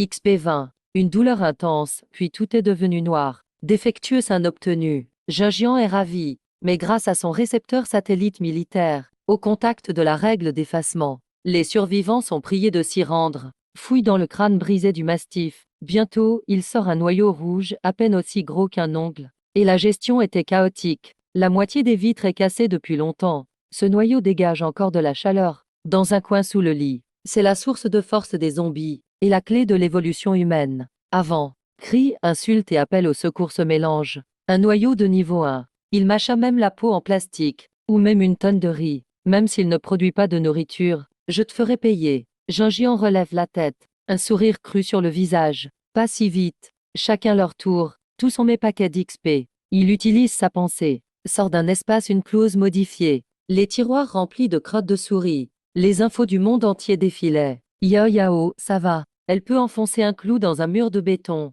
Bang, bang, bang. Les 5 minutes suivantes, c'est un massacre à sens unique. Au fond du trou, Jinjian tire comme au stand de tir. Chaque tir cloue l'œil des chiens zombies. La bataille se termine. Jinjian grimpe hors du trou. Il fouille tous les cadavres. Bonne chance. 7 chiens lui ont donné 3 noyaux. Il pousse sur ses pattes arrière. Finalement, ce jeu est pas si mal. Encore un peu et il monte de niveau. Il range les noyaux dans son espace. Son regard va vers la cabane du gardien, là-bas. Est devenue l'ouvrière de l'équipe de travaux publics. Le trou de la fenêtre a été rebouché, mais il n'y a pas de sang au sol. Mais au moins il y a un toit. Il ouvre la porte cassée d'un coup de pied. Il n'y a personne dedans. Juste quelques traces de pas en désordre sur le sol. Junjian observa ses coordonnées. Dans un coin, il y a un bout de saucisse mâchée, avec un emballage taché de sang. Sur le mur, des mots maladroits gravés avec les ongles. Gravés profondément. Il était évident que la personne qui a gravé ça était pleine de haine. Junjian attend un peu. Sacrément résistant. Junjian ricane, méprisant. Il ne se fait aucun souci pour ces deux cafards. À 1 centimètre à peine du nez de Jinyao. Junjian contrôle sa respiration. Vivre est souvent plus douloureux que mourir. Surtout pour ces deux-là qui ont de grandes ambitions. Je vais vous montrer la sortie. Puisqu'ils sont partis au centre officiel de réfugiés, eh bien qu'ils profitent des bienfaits là-bas. C'est là que se trouve le vrai carnage. Junjian fait demi-tour et part. Sa silhouette disparaît dans la tempête de neige. Cette sortie a prouvé qu'il était redoutable. Il savait qu'en ce moment Jingyao, dans ce monde où les règles n'existent plus, si tu es assez fort et sans pitié, c'est toi le maître des lieux, et sa prochaine cible, le masque de respiration. Là-bas, il n'y a pas que des zombies, mais aussi le sérum antiviral dont il a absolument besoin. Ça ne guérit pas l'infection zombie, mais ça soigne la grippe et les infections classiques. C'est crucial au début. Au même moment, pas toi. L'endroit a été transformé en abri temporaire. D'énormes projecteurs illuminent la neige tout autour. Dame Good glisse sur ses muscles durs, a éclaté d'un coup. Même l'acier. Tendus, ils essaient de garder le contrôle. Ne poussez pas, faites la queue pour le contrôle de température. À un trou profond de 3 mètres soudain. Les ressources sont limitées. Disparaît complètement. Les rassasiés, allez vous inscrire pour les équipes de recherche. Ah ou. Le chef, un énorme mastif zombie. Leur visage est déjà gelé. Un bleu-violet effrayant. Les jolies bottes en cuir de Jingyao. Déjà perdu de vue. Un pied enveloppé dans des chiffons troués. En sang et en chair. Shen Su ressemble encore plus à un mendiant. La morve lui coule sans fin. Figé sur son menton. Halte. Que faites-vous là? Un soldat bloque les deux qui tentent de passer devant. Je suis un éveillé. Je suis un éveillé. Jin Yao s'accroche à cette dernière chance. Il agite ses bras, criant fort. J'ai un pouvoir spécial. Je suis différent. Laisse-moi entrer. Je veux voir votre chef. Le soldat éveillé est étonné. Il y a bien eu un ordre d'en haut. Faut repérer ceux qui ont des capacités spéciales. Mais ces jours-ci, beaucoup de gens font semblant. Prouve-le. Dit froidement le soldat. Jin Yao inspire profondément, supportant l'épuisement et la faim. Elle vise un gros bloc de pierre sur le bord de la route. Elle tend la main. Disparaît. Un éclat rouge surgit. Le bloc de plusieurs centaines de kilos disparaît d'un coup, comme s'il n'avait jamais existé. Le silence s'installe immédiatement autour. Les yeux du soldat se rétrécissent. Il saisit sa radio en vitesse. Ici l'entrée, une éveillée de l'espace détectée. Non, une du type effacement. Vos ordres, chef. 5 minutes plus tard, Jin Yao et Shen Su sont amenés dans un bureau bien chauffé. Derrière le bureau, un homme d'âge mûr en manteau militaire. Monsieur Wang, le chef de l'intendance ici. Il scrute Jin Yao de haut en bas, avec un regard calculateur et suspicieux. Tu dis que ton pouvoir c'est le ciel clair. Le chef Wang tripote son stylo. Tu peux effacer des objets de quelle taille? Tu peux faire disparaître des gens. Tout ce qui fait moins de 2 mètres de diamètre. Jin Yao, réchauffé au final, s'exprime un peu plus clairement. Elle veut se rendre plus chère. Dame vivant, je peux les tuer aussi. Sur la route, en venant, j'ai tué un chien du Tibet mutant. Monsieur, je suis combattante. Je veux une chambre seule. Je veux de la viande. Le chef Wang se met à rire, comme s'il avait entendu une bonne blague, avec un petit sourire moqueur. Petite guerrière, tu te crois invincible parce que tu as tué un chien. Il se lève et marche vers la fenêtre. Désigne les hordes de zombies dehors. Il y en a des dizaines de milliers maintenant. Ton pouvoir, lent et limité. Après quelques fois tu seras épuisé. Au combat, ça sert à rien du tout. Un sniper fait ça en une balle. Pourquoi t'envoyer te faire tuer? Jin Yao reste figé. Alors je ne veux rien. Le chef Wang change de ton. Son regard se pose sur la piste couverte de neige dehors. Ton pouvoir, pas top pour tuer. Mais pour autre chose, c'est parfait. Les routes sont bloquées par la neige. Les camions de ravitaillement ne passent pas. Même la piste d'atterrissage est ensevelie. On doit dégager un couloir vital. Ton pouvoir pour déneiger, c'est le top. Déneige, alors. Jin Yao le prend comme une humiliation totale. C'est l'héroïne éveillée, quand même. Elle devait devenir la reine de l'apocalypse. Et là, on la traite de femme de ménage. Je refuse, hurle Jin Yao. Je suis spécial.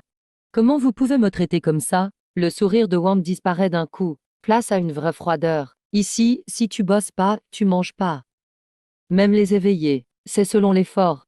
Tu peux refuser, mais sors dans la neige, alors. Il fait un geste de la main. 2 soldats avancent aussitôt, fusil en joue. Shen Su en a les jambes coupées de peur. Il attrape la manche de Jin Yao, lui fait de grands signes. Yao Yao, calme-toi. Restons ici, il faut survivre d'abord. Shen Su en a terriblement peur. Il attrape la manche de Jin Yao, lui lance des regards insistants. Jin Yao voit les canons pointés sur elle, et pense au froid mortel dehors. Sa fierté se brise. Ok, j'accepte. Elle serre des dents, et baisse la tête, humiliée. 30 minutes plus tard, Jin Yao rejoint l'équipe spéciale de nettoyage. Numéro 098. Son boulot est simple. Elle marche devant le camion, fait face à un mètre de neige et de décombres, utilise son pouvoir en continu, fait disparaître le mur de neige devant. Une section disparaît. Le convoi avance. Encore une section dégagée. Tous les 10 usages. Elle sent son cerveau exploser de douleur. Effet secondaire de la fatigue mentale. Dépêche-toi, tu traînes. Les autres camions attendent derrière. Le contremaître hurle dans son mégaphone. Si elle ralentit, elle se fait insulter direct. Et Shen Su, sans pouvoir, est affecté à l'équipe ramassage de cadavres tout en bas. Son boulot, transférer ceux morts de froid, de maladie ou mordus, vers les fosses d'incinération. L'odeur là-bas est insupportable, et il risque d'être contaminé à tout moment. Mais pour survivre, pour gagner la moitié d'un pain moisi, il tient bon. Tard dans la nuit, il s'écroule sur des matelas de fortune sous les gradins. Ils sont des centaines ici, mélange d'odeurs de sueur et de pieds. Jin Yao voit ses mains rouges, abîmées. Ses larmes coulent sans fin. Ça ne devrait pas être comme ça. J'ai le système, pourtant. Je suis censée avoir une seconde chance. Elle pense à Jing Yan, à la cheminée chaleureuse, à la fondue qui sent si bon, et le lit moelleux. Jing Yan, tu dois jubiler. Jin Yao s'accroche à sa couverture sale. Ses ongles s'enfoncent dans sa paume. Attends, quand je grimperai au sommet. Quand je verrai le commandant en chef ici. Je te forcerai à tout recracher. Soudain, une ombre cache sa vue. C'est un homme chauve, le visage marqué, avec une saucisse à la main. Il regarde Jin Yao d'un air pervers, même sale. Son visage reste attirant. La nouvelle, c'est une éveillée, non? Pas facile, hein. Le chauve s'accroupit, agite sa saucisse sous le nez de Jin Yao. Tu veux en manger, hein? Viens avec moi. On parle dans un coin tranquille. Cette saucisse est à toi. Jin Yao allait s'énerver, mais l'odeur de la viande lui coupe le souffle. Elle ravale sa colère. Elle regarde Shen Su à côté, déjà endormi, incapable de compter sur lui. Puis la saucisse. La faim l'emporte sur sa dignité. J'en veux 2, demande-t-elle d'une voix rauque. Jin Yao vend sa dignité pour 2 saucisses, renonçant à l'honneur. Pendant ce temps, Jing Yan sur sa moto à neige fonce à travers les ruines de la ville. Cette sensation est étrange. Les rues autrefois animées sont maintenant enfouies sous plusieurs mètres de neige et de glace. Il file au sommet des lampadaires. Sous ses pieds, dans la glace, des milliers de véhicules et de cadavres sont prisonniers. On dirait un immense musée d'ambre.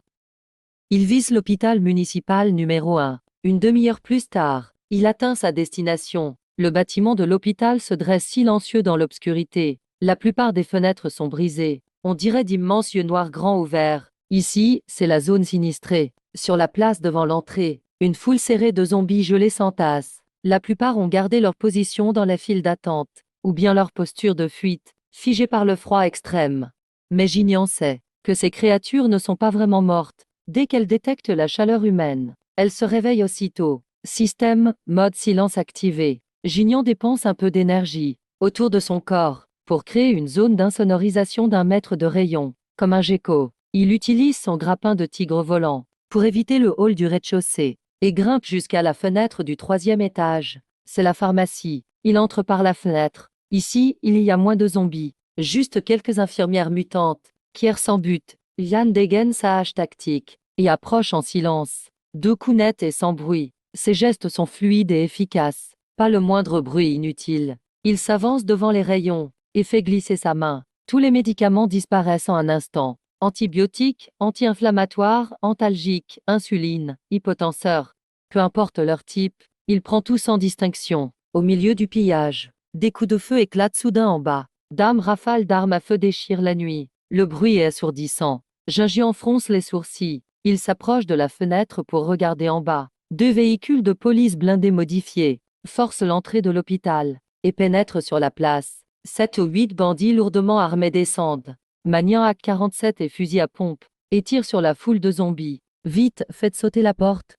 Le chef l'a dit. On ne prend que le plasma et les médicaments. Laisse tomber le reste, crie un homme balafré en tête du groupe. Grâce au flash des armes, Gignan distingue le logo sur leur véhicule. Un requin noir. Les Black Sharks, encore eux. Apparemment, ils ont aussi compris l'importance des médicaments et profitent de la nuit pour piller. On se recroise encore. Gignan ricane froidement. Il ne part pas tout de suite. Il se cale tranquillement contre la fenêtre, jetant un œil à travers les stores pour observer la scène. Les Black Sharks sont bien armés et les zombies sont lents avec le froid. Ils ouvrent rapidement un chemin et foncent vers l'ascenseur du hall. Mais ils commettent une grave erreur. Leur bruit attire trop l'attention. Non seulement les zombies sur la place, mais aussi ceux des rues voisines, et même des créatures plus effrayantes du sous-sol de l'hôpital, sont réveillés. Juste quand les Black Sharks entrent dans le hall, le sol explose soudainement. Une créature de plus de 3 mètres, entièrement couverte de muscles saillants, avec une peau gris-fer, émerge. Elle explose depuis le parking souterrain.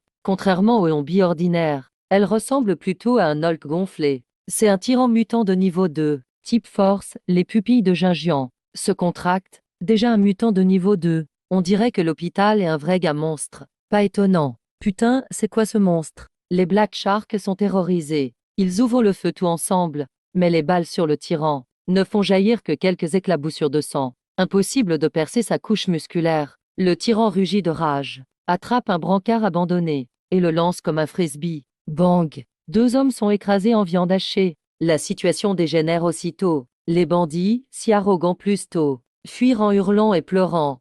C'est le bon moment. Les yeux de Gignan brillent. Ce n'est pas la vie des Black Sharks qui l'intéresse. C'est le noyau de cristal du tyran mutant de niveau 2. Il pourrait évoluer immédiatement grâce à ça, et sûrement éveiller un nouveau pouvoir. Et ces véhicules blindés valent aussi le coup. Leur modification est professionnelle, plus spacieux que sa motoneige. Il ne bouge pas pour l'instant. Il attend patiemment que les bandits épuisent le tyran, et que le tyran les élimine tous. 5 minutes plus tard, le hall retrouve le calme. Les 7 membres des Black Sharks sont en morceaux. Le tyran géant est aussi grièvement blessé, un œil explosé par le fusil à pompe, le corps criblé d'éclats de balles, haletant bruyamment par terre, dévorant les restes pour se soigner. C'est maintenant. Gignan saute du 3e étage tel une mouche, et sort un objet de son espace, pas sa hache, mais une liasse de TNT prise au port. La mèche est déjà allumée. Cadeau pour toi. Gingian ajuste sa position en l'air et lance précisément les explosifs sur le tyran. Bouche grande ouverte, le tyran croit que c'est à manger, et mord dedans.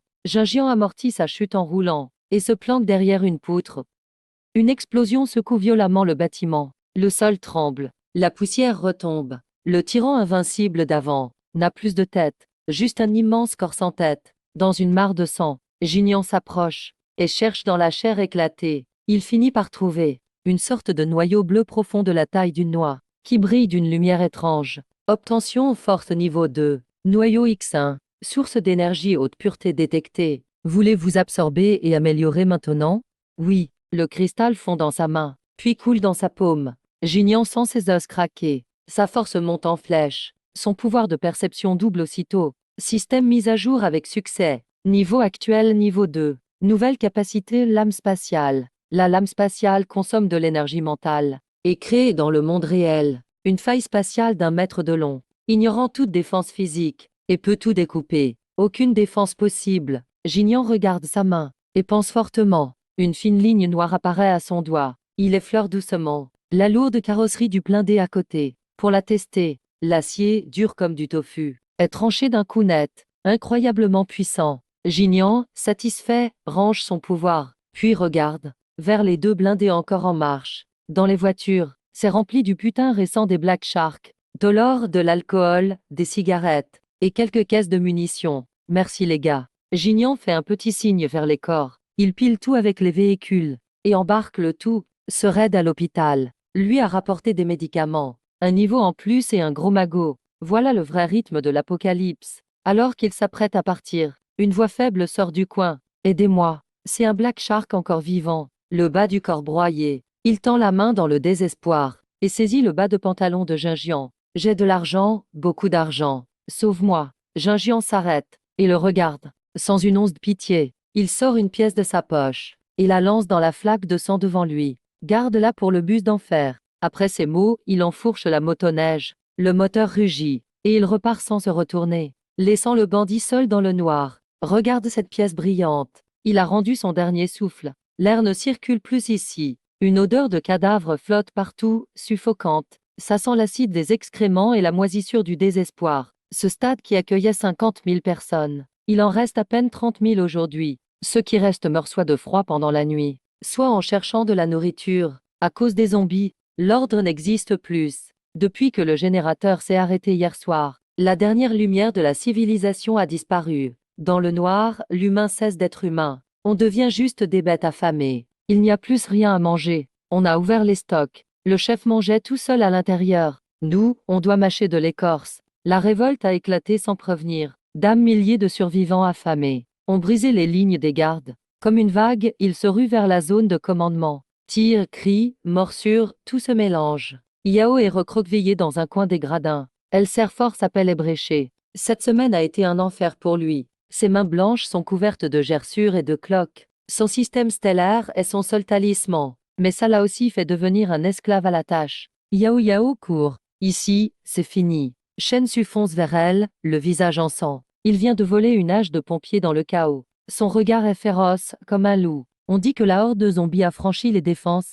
Ici, c'est bientôt la mort. On vit où alors? Jingyao regarde la tempête de neige dehors, désespéré. Il fait -60 dehors. Sortir, c'est mourir. Allons vers l'ouest, trouver ton frère. Shen se lui attrape l'épaule et la secoue. J'ai compris. On ne pouvait pas y aller à deux. Mais si on y va avec ces milliers de gens, même la forteresse de ton frère sera débordée. Peut-elle vraiment stopper l'armée et des milliers de fous? Jingyao est figé. La voix de Shen Su sonne comme celle du diable. Tu sais que le chef Wang a encore d'armes blindées et des armes lourdes.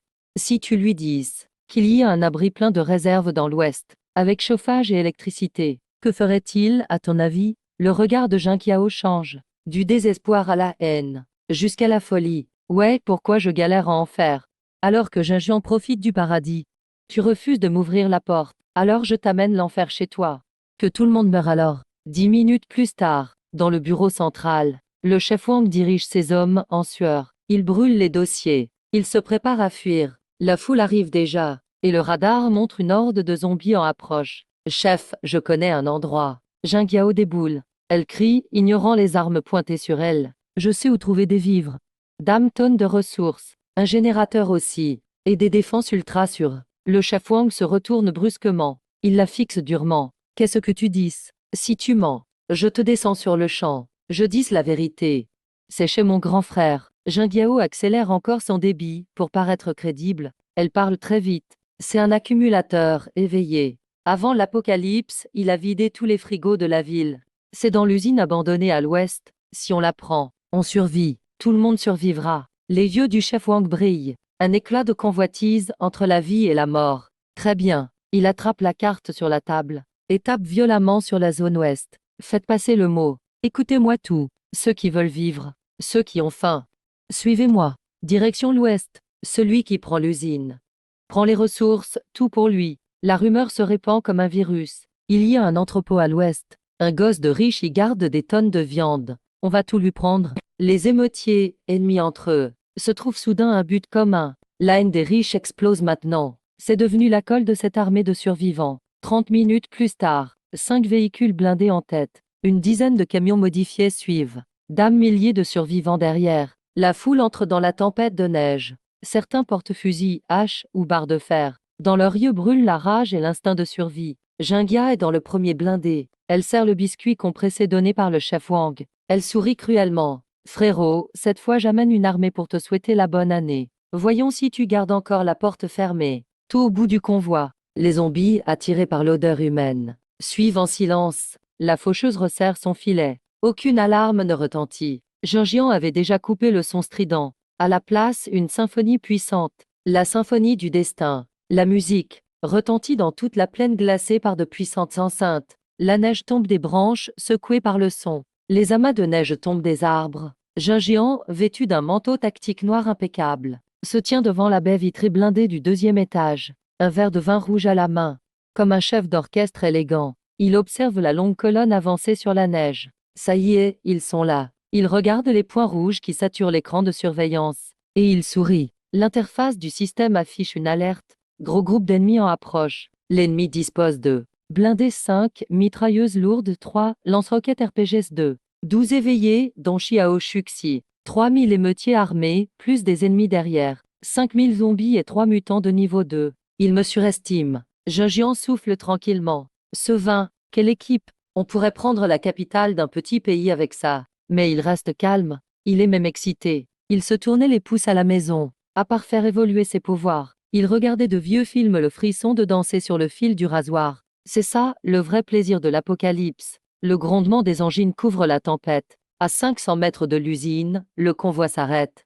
Dans les haut-parleurs, la voix autoritaire du chef Wang retentit. Policiers à l'intérieur, écoutez. Nous sommes l'équipe officielle du 7e refuge.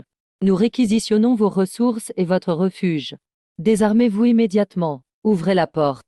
Si vous coopérez, vous aurez un statut de conseiller spécial. On garantit votre sécurité. Conseiller spécial? Jinjian ricane dans le micro. Tu veux dire esclave spécial? Sa voix sarcastique résonne dans les enceintes. Pas la peine de cacher la moquerie. Chef Wang, c'est ça. Je me souviens de la dernière vie. Enfin non, je me souviens. J'ai entendu dire que tu aimes disséquer les éveillés pour les étudier. Cette fois, tu veux explorer mon espace, c'est ça? Le chef Wang a eu un visage sombre. Il ne s'attendait pas à ce que l'autre soit aussi têtu. Tu refuses la voix douce. Tu choisis la voix dure. Il a fait signe à Jing Yao. Tu disais que tu pouvais ouvrir la porte, non? Va parler. Montre-lui ce que c'est que la famille. Jing Yao a été poussé en avant. Il est monté sur le blindé avec un mégaphone. Le vent froid le faisait presque tomber. Mais la haine dans ses yeux lui donnait de la force. Il a crié. Jing Yan, tu es cerné. Regarde ces gens. Ils meurent presque de faim. Tu gardes tous ces vivres pour toi. T'as pas de remords? Ouvre la porte maintenant. Tu peux encore laisser une bonne impression. Sinon, si on force l'entrée, tu finiras en morceaux. En petits morceaux. Jing Yan a secoué la tête. Un doigt s'est posé doucement sur un bouton rouge du panneau de contrôle. Tu es toujours aussi naïve, ma sœur. Tu crois qu'autant de monde va me faire peur? Non, tu m'offres juste des obstacles. Le chef Wang a perdu patience. Feu. Un lance-roquette RPG est parti entrer dans sa flamme. Il a foncé droit sur la porte de l'usine. Mais juste avant qu'il ne touche la porte, un bouclier invisible est apparu. Barrière de distorsion spatiale. La roquette a rebondi comme sur un miroir. Elle a fait demi-tour, bizarrement, et a foncé vers un camion garé à côté. Boum, une énorme explosion. Le camion plein de têtes a explosé. Il a été réduit à de la ferraille. Dames membres ont volé partout. Quoi? Tout le monde était sous le choc. Riposté, tiré.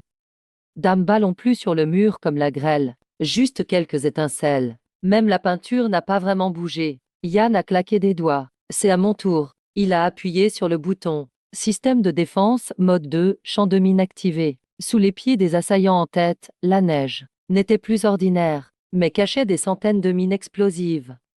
Boum boum boum. Dame détonation enchaîne comme des pétards. La neige a viré au rouge en un instant. Dame centaines de gens ont disparu sans un cri. Ils se sont volatilisés d'un coup. Reculez, vite. La foule paniquée a tenté de faire machine arrière, mais d'autres poussaient encore devant. C'était le chaos total. Soudain, quelque chose de pire s'est produit. Au fond de la plaine enneigée, on a entendu des hurlements assourdissants. Le bruit des explosions et l'odeur du sang avaient attiré 5000 zombies. Ils ont enfin sorti les crocs. Ce n'étaient plus des marcheurs lents. Sous l'effet du sang, ils se sont jetés comme des chiens fous sur la foule.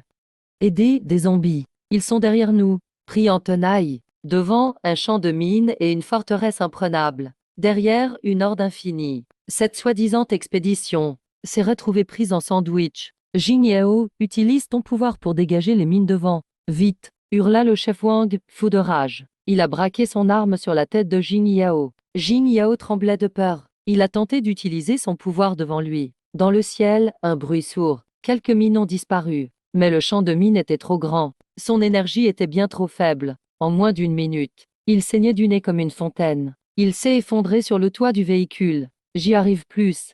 C'est trop pour moi. Bon à rien. Le chef Wang l'a poussé du véhicule d'un coup de pied. Il a sauté dans l'engin blindé, voulant s'enfuir. Mais Jing Yan ne comptait pas le laisser partir. Vous êtes venu, il faut laisser quelque chose. Jing Yan s'est placé sur le balcon. Il a levé la main droite, vers le blindé qui tentait de partir. Fissure spatiale. Une fissure noire, bien visible, a traversé l'air. Aucun bruit. Le blindé, pesant des tonnes, avec le chef Wang à l'intérieur, a été coupé en deux net. La coupure était lisse comme un miroir. On voyait clairement les pièces et les organes à l'intérieur. Silence total. Émeutiers et zombies, tous étaient figés par la puissance du choc. C'est ça, la force divine. Shen Su caché sous les cadavres. À regarder cet homme, tel un dieu, debout là-haut. Son pantalon s'est mouillé d'un coup. Le massacre a duré 3 heures entières. Enfin, le carnage a duré 3 heures. À part quelques rares fuyards au loin. Les 3000 membres du groupe étaient morts. Dames cadavres partout. La chaleur du sang a fait fondre la neige. Puis tout s'est vite transformé en glace rouge. On était dans une énorme morgue à ciel ouvert. Les zombies repus ont été ensuite nettoyés à la mitrailleuse par Jing Yan. Il n'en restait presque plus. Le blizzard était enfin tombé. Une lune pâle brillait dans le ciel, illuminant cet enfer sur terre. Il ne restait plus que 2 survivants devant la porte. Jing Yao et Shen Su. Ils ont eu de la chance, parce qu'ils ont été jetés du véhicule au début. Ils ont évité la première vague d'explosion. Puis ils se sont cachés sous l'épave du blindé en faisant les morts. C'est comme ça qu'ils ont survécu. Mais maintenant, ils n'avaient plus nulle part où aller. Jing Yan se tenait juste devant eux. La grande porte s'est ouverte lentement. Jing Yan n'avait pas de combinaison de protection. Il portait juste une chemise noire légère, son gilet tactique à la main. Il portait des bottes militaires. Il avançait vers eux, pas à pas. À chaque pas, leur cœur semblait s'arrêter. Saute sur lui, grand frère. Jing Yao s'est agenouillé au sol, le visage en sang. Ses mains étaient gelées et toutes violettes. Il rampait comme un chien vers Jing Yan. Je suis désolé, pardon, je t'en supplie. On m'a obligé. C'est le chef Wang qui m'a forcé. Tu le sais bien. Je suis le plus peureux. Oui, ils nous ont forcés. Shen Su était aussi à genoux. Il se cognait la tête au sol. Jing Yan, non. Yan, vieux frère, sois sympa, pour l'ancien temps. Considère-moi comme une merde et laisse-moi partir. Je me mettrai à ton service, n'importe quoi. Jing Yan s'est arrêté à 2 mètres d'eux. Il ne disait rien. Au lieu de ça, il a fait apparaître une table et des chaises de son espace. Au milieu de cette mer de sang et de cadavres. Par moins 60 degrés. Il a aussi sorti un petit fourneau en terre cuite. Il a allumé le feu, mis la marmite. Il a ajouté de l'eau, des épices. Très vite, l'odeur épicée flottait dans l'air, masquant l'odeur du sang. Il est même allé chercher une assiette d'agneau finement tranché. Dame tranche. Il les a plongés dans la marmite bien proprement. Ça te donne envie, hein? Jing Yan a pris une tranche de viande. Il l'a soufflée pour la refroidir. Jing Yao et Shen Su ont avalé leur salive. Leurs yeux brillaient de désir, mais la peur dominait. Cette pression malsaine était pire que la mort. Grand frère, s'il te plaît, laisse-moi goûter, je t'en supplie. Jing Yao a pleuré en suppliant. La scène était étrangement familière. Jing Yan a mis la viande dans sa bouche. Il l'a mâchée doucement. Un air de plaisir sur le visage. Dans ma vie d'avant, je vous suppliais pareil. Derrière cette porte, je vous demandais juste un peu d'eau. Ou même un vieux biscuit, peu importe. Vous m'avez dit quoi?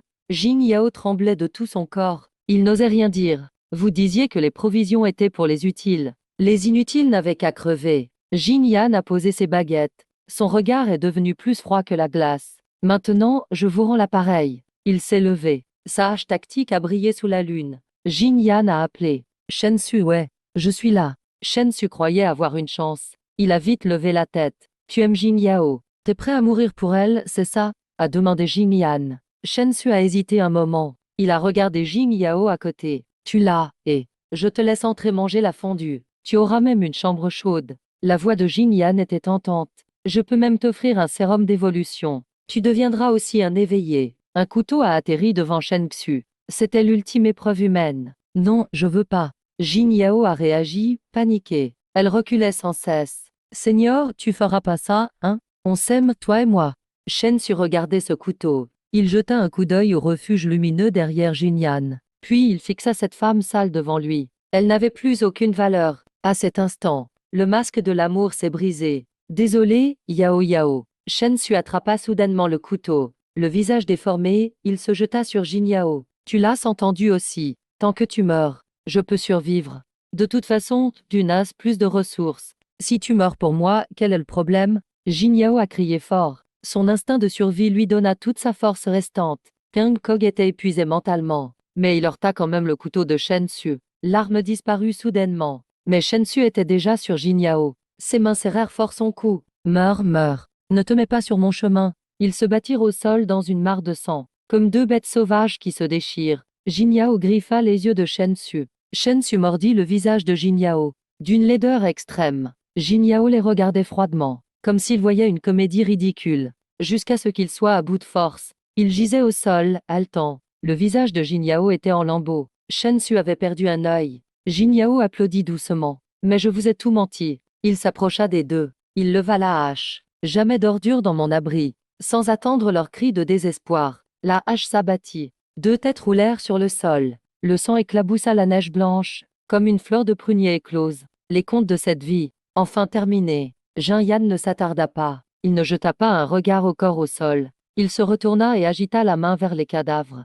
L'épave de véhicules blindés au loin, même le sang encore chaud. Tout fut envoyé dans la zone de recyclage du système. Ça servira d'engrais plus tard. L'entrée était de nouveau propre, comme si rien ne s'était passé. Il retourna à l'intérieur. Le feu dans la cheminée flambait. Gignan enleva son manteau ensanglanté et le jeta au feu. Il s'approcha de la grande baie vitrée, regardant la tempête dehors. Le monde était mort, mais lui, il vivait encore. Et il vivrait longtemps et bien. Il prit une bouteille de whisky rare. Il servit 2 verres, en versa un sur le sol, pour l'ancien idiot qu'il était, et leva l'autre vers le ciel. À ce nouveau monde cruel et fascinant. Bonjour, Apocalypse. Je suis Gignan, le roi, ici.